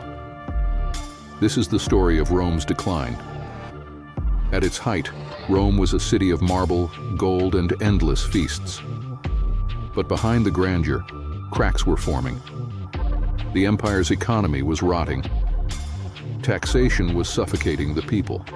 Rome's vast armies, its palaces, its conquests, they all came at a cost. And that cost was paid by the poor. Farmers, once the backbone of Rome's economy, were crushed by impossible taxes. Many abandoned their lands, leaving once thriving farms to decay. The empire, desperate for food, turned to imported grain, relying more and more on provinces that no longer wanted to be ruled. And then there was Rome's greatest weakness, slavery. For centuries, Rome had been built on the backs of enslaved people, captured in war and forced to work the fields, build the cities, and serve the elite. But as Rome's conquests slowed, so did the supply of slaves. Without them, the economy sputtered. Fields went unplowed, production slowed, trade declined. Then came the plagues. Sweeping through the empire, disease and famine struck with brutal force. Entire towns were left empty. Rome's once thriving streets filled with the sick and the dead. The population plummeted, and with fewer workers, the empire's economy fell into freefall. By the 3rd century AD, Rome was a shadow of its former self, an empire too large to sustain, too broken to repair. But economic ruin was only part of the story. The empire was also falling apart from within. The emperors, once symbols of strength, had become weak, incompetent, and corrupt. Some were mere puppets, controlled by the army. Others were more interested in luxury than leadership. Some lasted only months before they were assassinated, overthrown, or simply disappeared. Between 235 and 285 AD, Rome had nearly 50 emperors, most of whom met violent ends. Civil war became a way of life. Generals fought for the throne, leading their armies against each other while Rome's real enemies gathered at the borders. And then there was the bureaucracy, a bloated, inefficient beast that strangled the empire in red tape. Laws were ignored, officials were bribed, and the people had no trust in their government. Rome was no longer ruled, it was simply surviving. By the 4th century, Rome was in freefall. The economy had collapsed. The people were starving. The government was broken. The empire had once been unstoppable, but now it was rotting from within, a crumbling giant waiting to fall. And when the final blow came, when Rome's enemies marched through its gates, it was not a mighty empire that stood against them. It was a weakened, fractured state, already defeated by its own corruption. This was the fall of Rome. This was the end of an empire. Empires do not fall in a single day. They do not collapse in one battle or crumble with one bad ruler. They rot from within. Once, Rome's legions were Rome itself, loyal citizen soldiers willing to die for the Republic. But as the empire expanded, that loyalty faded. By the 4th and 5th centuries, Rome's armies were filled not with Romans, but with foreign mercenaries, Germanic warriors, Huns, and other so-called barbarians. These men fought for gold, not for Rome. And when the gold stopped flowing, so did their loyalty. Emperors relied on tribal leaders to supply troops, giving these outsiders military power within Rome itself. In many cases, these so-called allies turned against their Roman masters. The empire had armed its own destroyers. One of the most infamous betrayals came in 378 AD, when a Roman emperor allowed tens of thousands of Gothic mercenaries to settle within Roman lands. When these Goths were mistreated, they rebelled, and at the Battle of Adrianople, the Roman army suffered a catastrophic defeat. The emperor himself was killed, and Rome's invincibility was shattered. Rome was no longer feared, it was hunted. And then, the floodgates opened. From the east came the Huns, led by the ruthless Attila, a warlord who struck fear into both Romans and barbarians alike. His warriors rode fast, burned cities, and demanded tribute. Rome paid them in gold, hoping to buy peace. But peace never lasts. Meanwhile, in the west, other enemies were watching. The Goths, the Vandals, the Franks. In 410 AD, the unthinkable happened. The Visigoths, led by Alaric, marched into Rome itself, the heart of the empire. They looted, burned, and humiliated a city that had once been the symbol of power. For the first time in 800 years, Rome had fallen to an enemy's sword, and it would not be the last time. In 455 AD, the Vandals, fierce warriors from North Africa, sacked Rome again, taking whatever the Goths had left behind. The empire was bleeding, dying from both within and without. By 476 AD, the last Roman emperor, Romulus Augustulus, was overthrown by a Germanic warlord. The Western Roman Empire, the empire that had ruled the known world for centuries, was no more. Rome was not destroyed in a single battle. It fell piece by piece, weakened by overexpansion, betrayed by its own mercenaries, and shattered by the relentless waves of barbarian invasions. It had grown too large, too complacent, too dependent on outsiders to fight its wars. It is a lesson history teaches again and again. No empire, no matter how powerful, can stand forever. And so, the empire that once ruled the world became nothing more than ruins, whispers of a past that would never return. Rome was more than just a city. It was an idea, a civilization that seemed invincible. But empires do not last forever. In the 5th century, the unthinkable happened. The Eternal City, once the unchallenged ruler of the Mediterranean, was attacked. Not once, but twice. The year is 410 CE. Rome is a shadow of its former glory.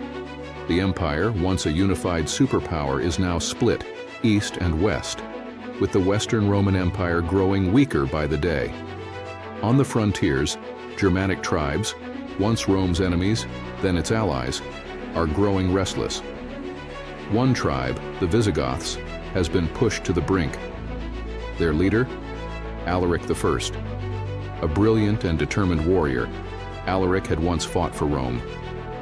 But now, betrayed and ignored by Roman leaders, he seeks justice through fire and steel. For years, Alaric and his Visigothic warriors have marched across Italy, demanding land, gold, and security.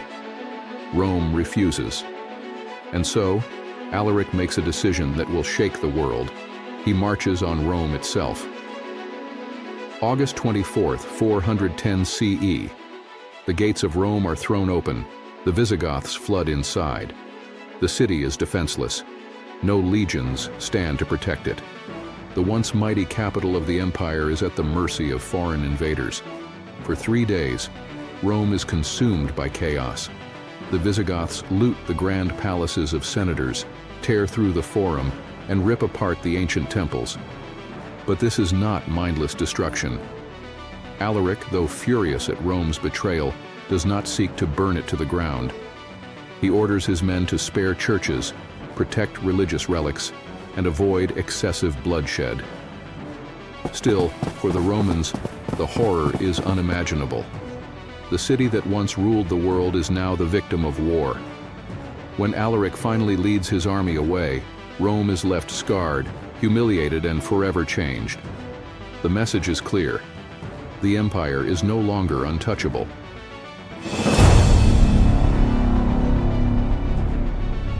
Rome survives the Visigoths, but it is wounded, and the wounds do not heal. Decades later, in 455 CE, a new enemy sets its sights on the Eternal City. The Vandals, a Germanic tribe that has carved out a kingdom in North Africa, now threaten Rome's fragile empire. Their leader, King Genseric, is ambitious, ruthless, and ready to strike. Rome, politically unstable and militarily weak, is in no condition to resist. The ruling emperor, Petronius Maximus, tries to flee, but he is caught and stoned to death by his own people. The city is leaderless, the gates are open, and the Vandals march in. Unlike Alaric's Visigoths, the Vandals show no restraint. They pillage the city for 2 full weeks. Art, gold, and priceless treasures are ripped from palaces and shipped back to Africa.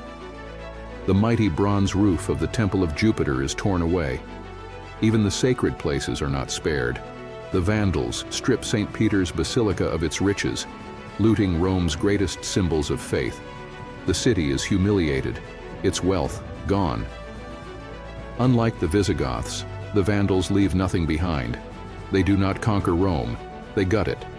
And when they finally leave, they take more than gold. They take thousands of Roman citizens as slaves. Rome, once the master of nations, is now at the mercy of foreign kings. No empire, no matter how mighty, lasts forever. In the 4th century, something changed. A new faith, once scorned and persecuted, rose from the shadows. Christianity. Once the religion of outcasts and martyrs, Christianity would become the beating heart of a transformed empire. The temples of Jupiter and Apollo would crumble, replaced by churches and cathedrals. The legions, once sworn to the old gods, would march under the sign of the cross. And at the center of it, all stood one man, Constantine the Great.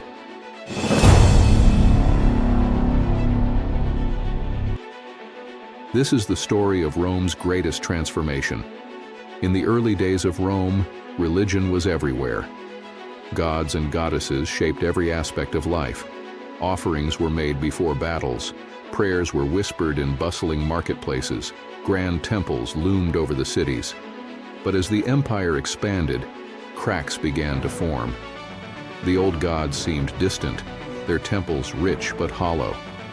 And in the back streets of cities like Antioch, Alexandria, and Rome itself, a new faith was growing. Christianity. It was unlike anything Rome had seen before.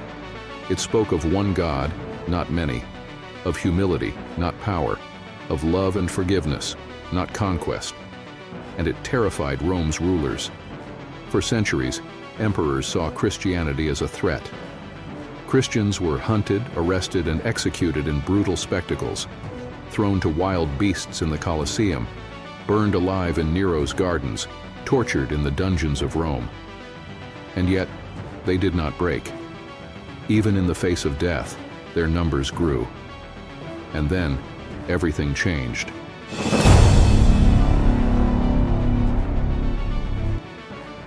The year was 312 AD.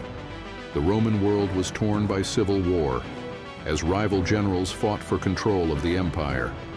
Among them was Constantine, a battle-hardened leader marching toward the Tiber River, preparing for war against his greatest rival, Maxentius.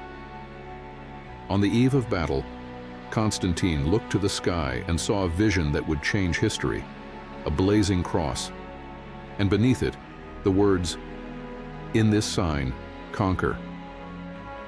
The next day, Constantine's army rode into battle with the Christian symbol, the Chi Rho, painted on their shields. Against overwhelming odds, they emerged victorious. Constantine was now the undisputed ruler of Rome, and his victory convinced him of one thing: the Christian God was real. In 313 AD, Constantine issued the Edict of Milan, ending centuries of Christian persecution and granting freedom of worship across the empire. For the first time, Christianity was not just tolerated, it was protected, and soon it would become Rome's most powerful institution.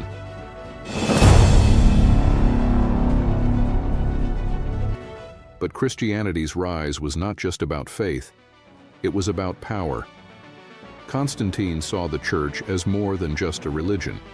It was a unifying force, something that could stabilize a crumbling empire.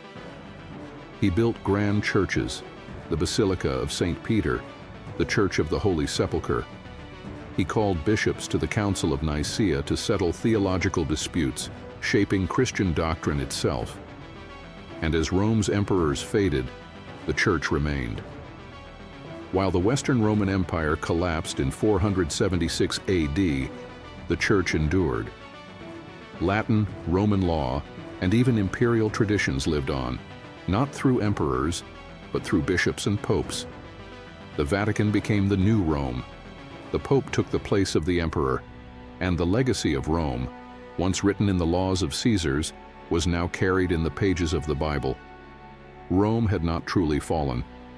It had simply transformed. Rome was once a city of pagan gods, mighty legions, and emperors who claimed divinity. But today, it is the heart of Christianity. The old temples are ruins. The Colosseum no longer echoes with the cries of martyrs. And yet, the legacy of the empire lives on, not through soldiers and conquests, but through faith, tradition, and the power of the church. Constantine's vision, a cross in the sky, a faith victorious, became the future of Rome. An empire of war had become an empire of faith. Don't miss out. If you love our epic content, make sure to like this video and subscribe to our channel. In 476 AD, the great city of Rome fell to barbarian invaders. The Western Roman Empire was no more. And yet, the empire itself did not die. To the east, beyond the crumbling ruins of Rome, the flame of civilization still burned. From the mighty walls of Constantinople, a new Rome endured, one that would stand for 1,000 more years. It was an empire of emperors and intrigue, of warriors and scholars, of faith and ambition. It was the Byzantine Empire. But survival came at a cost. The Byzantines faced sieges, betrayals, plagues, and endless wars. They stood against Persians, Arabs, Crusaders, and the relentless might of the Ottoman Turks. So how did they endure when so many other empires crumbled? This is the story of the empire that refused to fall. Our story begins in the year 330 AD, when Emperor Constantine the Great made a fateful decision. He looked upon the city of Byzantium, an ancient Greek settlement at the crossroads of Europe and Asia, and saw its potential. Here, at the edge of the Bosporus, he built a new capital, a city greater than Rome itself. He named it Constantinople. With mighty walls and a commanding position over trade routes, Constantinople became the beating heart of the Eastern Roman Empire. But for centuries, Rome remained the empire's center, until 476 AD, when the Western Roman Empire fell. With the fall of Rome, Constantinople stood alone. To the west lay chaos, barbarian kingdoms rising from the ruins of Rome. To the east, the powerful Persian Empire eyed Byzantium with growing hostility. Yet, against all odds, the Eastern Roman Empire survived, and over time it became something new, a fusion of Roman governance, Greek culture, and Christian faith. It became Byzantium. One man would come closer than any other to restoring Rome's lost glory, Justinian I. Rising to power in 527 AD, Justinian had a vision: to rebuild the Roman Empire. And with his brilliant general Belisarius, he launched an ambitious campaign to reclaim lost lands. From the shattered ruins of the Western Roman Empire, Justinian took back North Africa from the Vandals. He reconquered Italy, bringing Rome itself back under imperial rule. But Justinian's ambition went beyond conquest. He built the Hagia Sophia, a breathtaking church that still stands today. He created Justinian's Code, a legal system that shaped European law for centuries. Yet his reign was far from easy.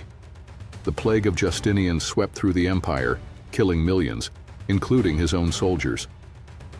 Wars drained the treasury, and when Justinian died in 565 AD, his dream of a reunited empire died with him. But Byzantium would endure. By the 7th century, Byzantium was no longer a Roman empire in name alone.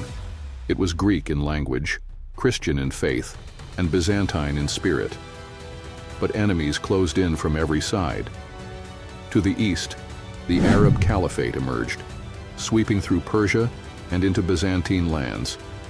In 674 AD and again in 717 AD, Muslim forces besieged Constantinople itself.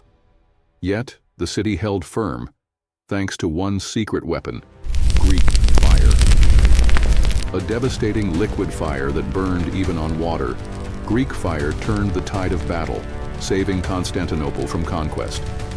Meanwhile, to the north, the Bulgars and Slavs pressed the empire's borders. But Byzantium adapted, forging alliances, building new armies, and even converting its enemies to Orthodox Christianity. For centuries, the empire survived by a delicate balance: military strength, diplomacy, and the sheer resilience of Constantinople. By the 10th century, Byzantium was no longer just surviving, it was thriving. Under emperors like Basil II, the empire expanded its borders once again. Trade flourished. The arts and sciences thrived. The empire's influence spread across the Christian world. For a moment it seemed as if Byzantium had regained its ancient strength. But danger lurked on the horizon.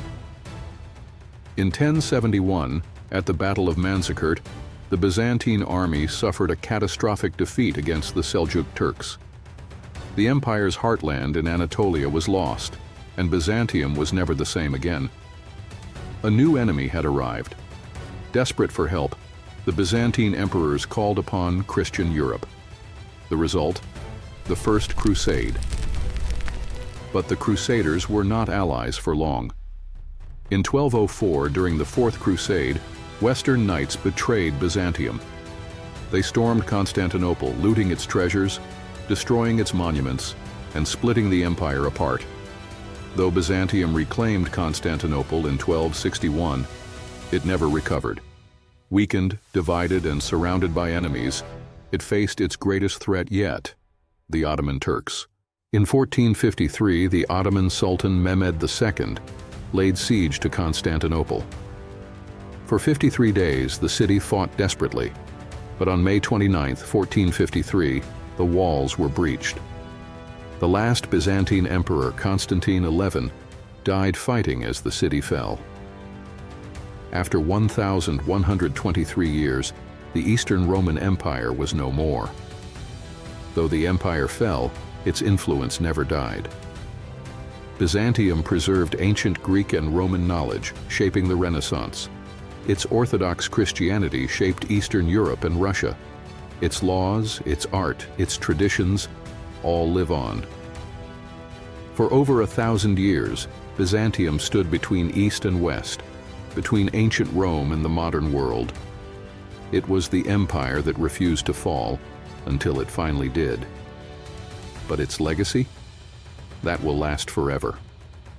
Rome was not always an empire. In the beginning, it was just a small city on the banks of the Tiber River. Legend tells of its founding in 753 BCE by Romulus and Remus, twin brothers raised by a she-wolf.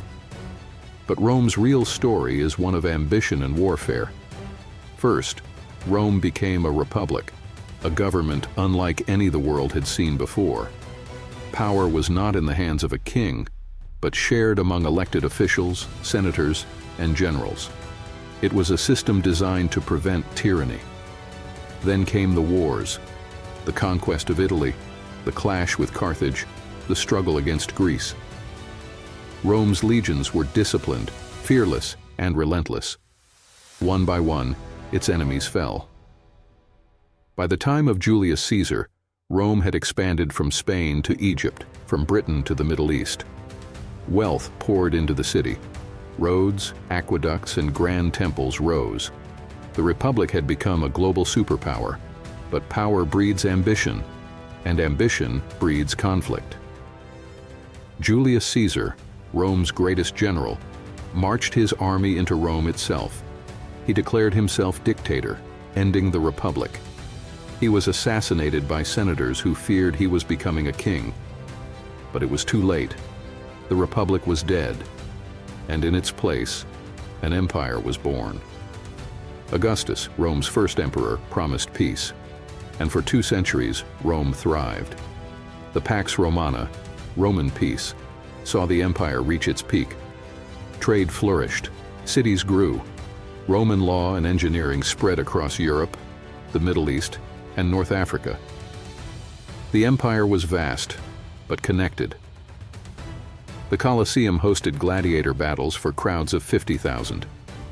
The Roman army, the most advanced in the world, ensured stability through strength. But beneath the surface, cracks were forming. The empire had grown too large. Corruption spread. Some emperors ruled wisely: Trajan, Hadrian, Marcus Aurelius. Others, Caligula, Nero, Commodus, ruled through terror and madness. The signs of decline were appearing. But Rome ignored them, and then the fall began. Empires do not fall overnight. Rome's collapse took centuries, but the causes were clear. Emperors were overthrown, assassinated, or bought and sold. The empire became unstable. Heavy taxes, a reliance on slave labor, and inflation drained Rome's wealth. The once mighty legions now relied on foreign mercenaries, men with no loyalty to Rome. Romans fought against Romans, weakening the empire from within. Barbarian invasions, the final blow.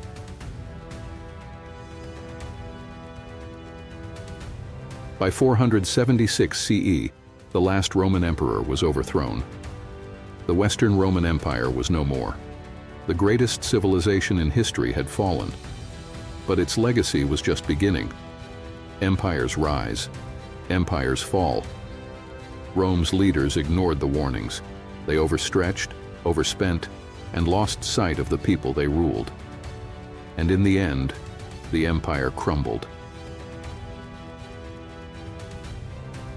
Rome, once the beating heart of the ancient world, now lies in ruins.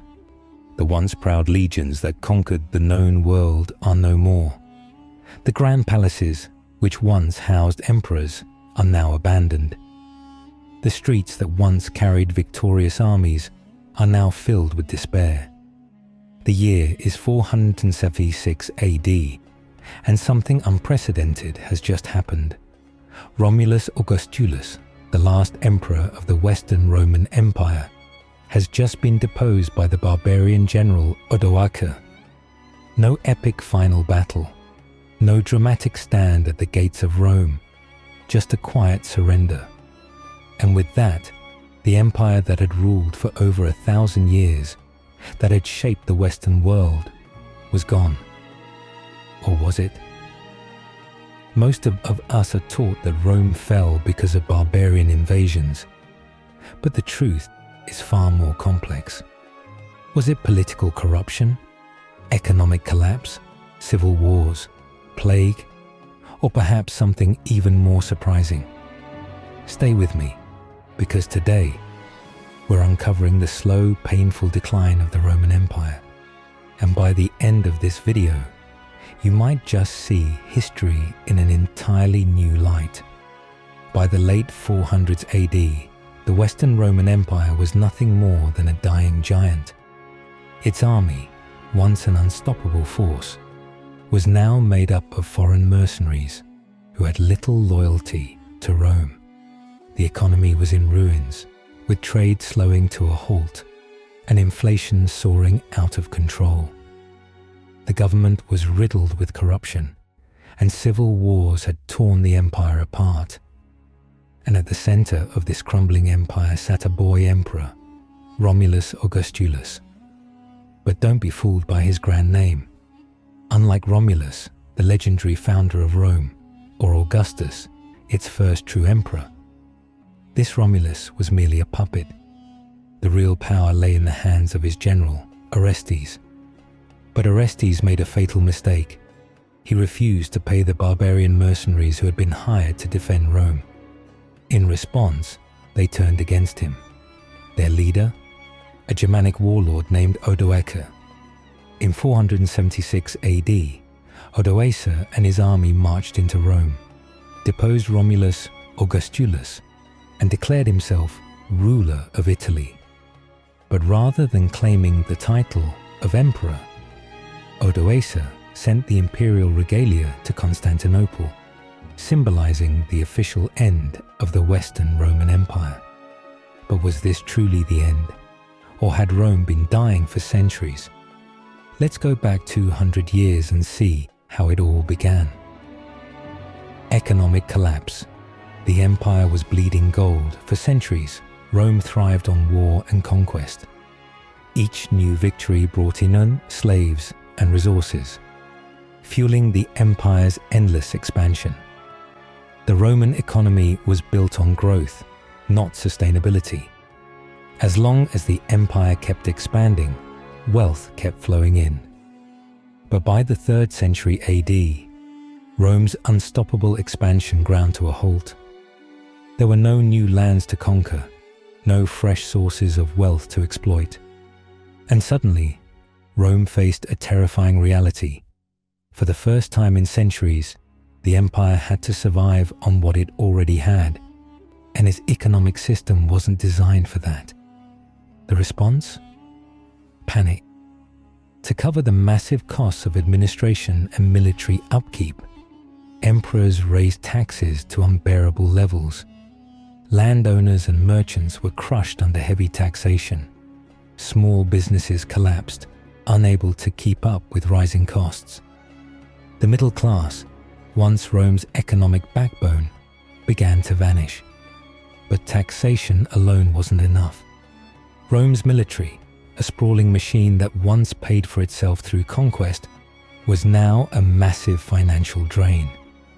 So emperors turned to a desperate solution: devaluing Rome's currency. Gold and silver coins were mixed with cheaper metals, diluting their value. At first, it seemed like a clever trick. More coins meant more money, right? Wrong. As people realized the coins were worthless, prices skyrocketed. A single loaf of bread cost 10 times more than it had a decade earlier. Inflation spiraled out of control, making everyday goods unaffordable. Barter replaced money in some provinces because Roman currency wasn't trusted anymore. And as Rome's wealth disappeared, so did something even more dangerous: the loyalty of its soldiers. Legions that once fought for the glory of Rome now fought for their next paycheck. Mercenaries, many of them former enemies of Rome, were hired to defend the empire. Entire armies rebelled when they weren't paid on time, switching sides to the highest bidder. Rome was no longer a stable superpower. It was a crumbling giant, bleeding gold, soldiers, and control. And as its financial system collapsed, the empire became more vulnerable than ever. And its enemies? They were watching. Between 235 and 285 AD, Rome saw 26 emperors rise and fall. That's an average of one emperor every 2 years. A shocking number for an empire that once prided itself on stability. Why? Because power had become a game of survival. Rome's greatest weakness wasn't foreign invaders, it was its own ambition. Each general saw the throne as his for the taking. Loyalty was temporary, and betrayal was inevitable. Some emperors ruled for years, but others lasted mere months before being struck down, murdered by their own men. The Roman throne was no longer a seat of power. It had become a death sentence. This era of constant civil war, assassinations, and political backstabbing is known as the crisis of the 3rd century, a period where Rome nearly tore itself apart from within. With each new emperor, hope for stability flickered, only to be extinguished by greed and violence. The empire split into rival factions. The economy collapsed under the weight of corruption and endless wars. The once mighty Roman legions became loyal not to Rome, but to whoever paid them best. Rome, the superpower of the ancient world, was bleeding itself dry. And while the empire fought itself, a much greater threat was looming on the horizon, one that would soon shake Rome to its core. For centuries, Rome had fought off barbarian invaders. But in the late 300s AD, something changed. Around 370 AD, a terrifying force appeared in Europe: the Huns. These nomadic warriors from Central Asia were unlike anything Rome had ever faced. They rode faster, fought harder, and left nothing but destruction in their wake. As they pushed westward, they forced other tribes, like the Goths, Vandals, and Franks, to flee into Roman lands. Rome, already struggling, had no choice but to let them in. But instead of treating them as allies, Rome overtaxed them, starved them, and mistreated them. This would prove to be one of Rome's biggest mistakes. So now that you know the full story, what do you think? Was the fall of Rome inevitable? Or could it have been saved? What was the biggest cause of its collapse? Corruption, economic failure, civil war, or the barbarians? Let me know your thoughts in the comments. And if you enjoyed this deep dive into history, don't forget to like, subscribe, and hit the notification bell for more incredible stories.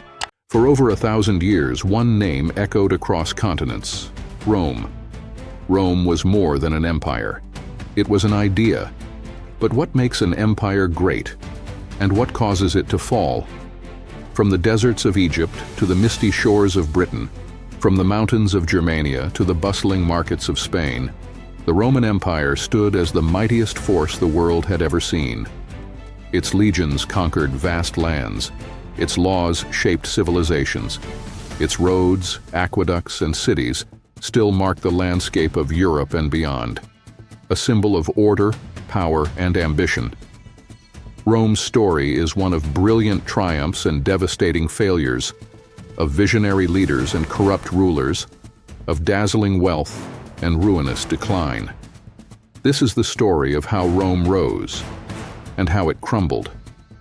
Rome was not built in a day, nor did it begin as an empire.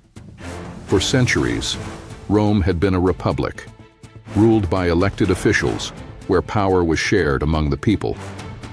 But ambition has a way of reshaping history. In 27 BCE, a single man took control: Augustus Caesar, the first emperor of Rome. With him, the republic faded and the empire was born. Under Augustus and his successors, Rome expanded like never before. The mighty legions marched across Europe, Africa, and the Middle East, crushing enemies, building cities, and spreading Roman culture. At its height, Rome stretched from Britain to the sands of Arabia, home to over 50 million people. Roman roads connected the empire, allowing trade and armies to move at incredible speed. Roman law brought order to diverse peoples, and at its heart was Rome itself, a city of towering marble buildings, bustling markets, and the awe-inspiring Colosseum. For nearly 2 centuries, Rome thrived under the Pax Romana, the Roman peace. It was a golden age of stability, wealth, and architectural wonders. But even in Rome's greatest era, cracks were beginning to form. Every empire has its peak, and after its peak comes the fall. In 180 CE, Emperor Marcus Aurelius died, the last of Rome's 5 good emperors. His death marked the end of stability, and Rome began its slow descent. What followed was chaos. Weak and corrupt rulers fought for power, some reigning only for months before being assassinated. The empire fractured into rival factions. Rome's wealth had once come from conquest, but as expansion slowed, so did its economy. Heavy taxes crushed farmers. Trade declined. The once great cities fell into disrepair. But the greatest danger came from beyond Rome's borders. Barbarian tribes, long held at bay, began pressing against the empire's weakened defenses. The legions, once invincible, were stretched too thin. Desperation led to dangerous decisions. To defend itself, Rome relied more on mercenaries, foreign soldiers who fought for money, not loyalty. Many of these very soldiers would one day turn against Rome itself. By the 4th century, Rome was in crisis. In a desperate attempt to hold the empire together, Emperor Diocletian divided Rome into 2 halves, East and West. The Eastern Roman Empire, with its capital in Constantinople, would survive for another 1,000 years. But the Western Roman Empire? Its days were numbered. In 410 CE, the unthinkable happened. Rome was sacked. The mighty city, once thought untouchable, was overrun by the Visigoths, led by King Alaric. For the first time in 800 years, a foreign army walked the streets of Rome. The empire limped on for a few more decades, but its fate was sealed. In 476 CE, the last Roman emperor, a boy named Romulus Augustulus, was deposed by the Germanic chieftain Odoacer. Rome, the eternal city, the greatest empire of its time, had fallen. But did Rome truly die? Its empire collapsed, its legions vanished, and its cities crumbled. But its influence, At its height, the Roman Empire stretched from the windswept shores of Britain to the sands of the Middle East. It ruled over 60 million people and built roads, aqueducts, and cities that still stand today. It was a civilization of warriors, politicians, and visionaries, one that shaped the world as we know it. But Rome did not emerge overnight. It was forged through blood, ambition, and an unbreakable will to conquer.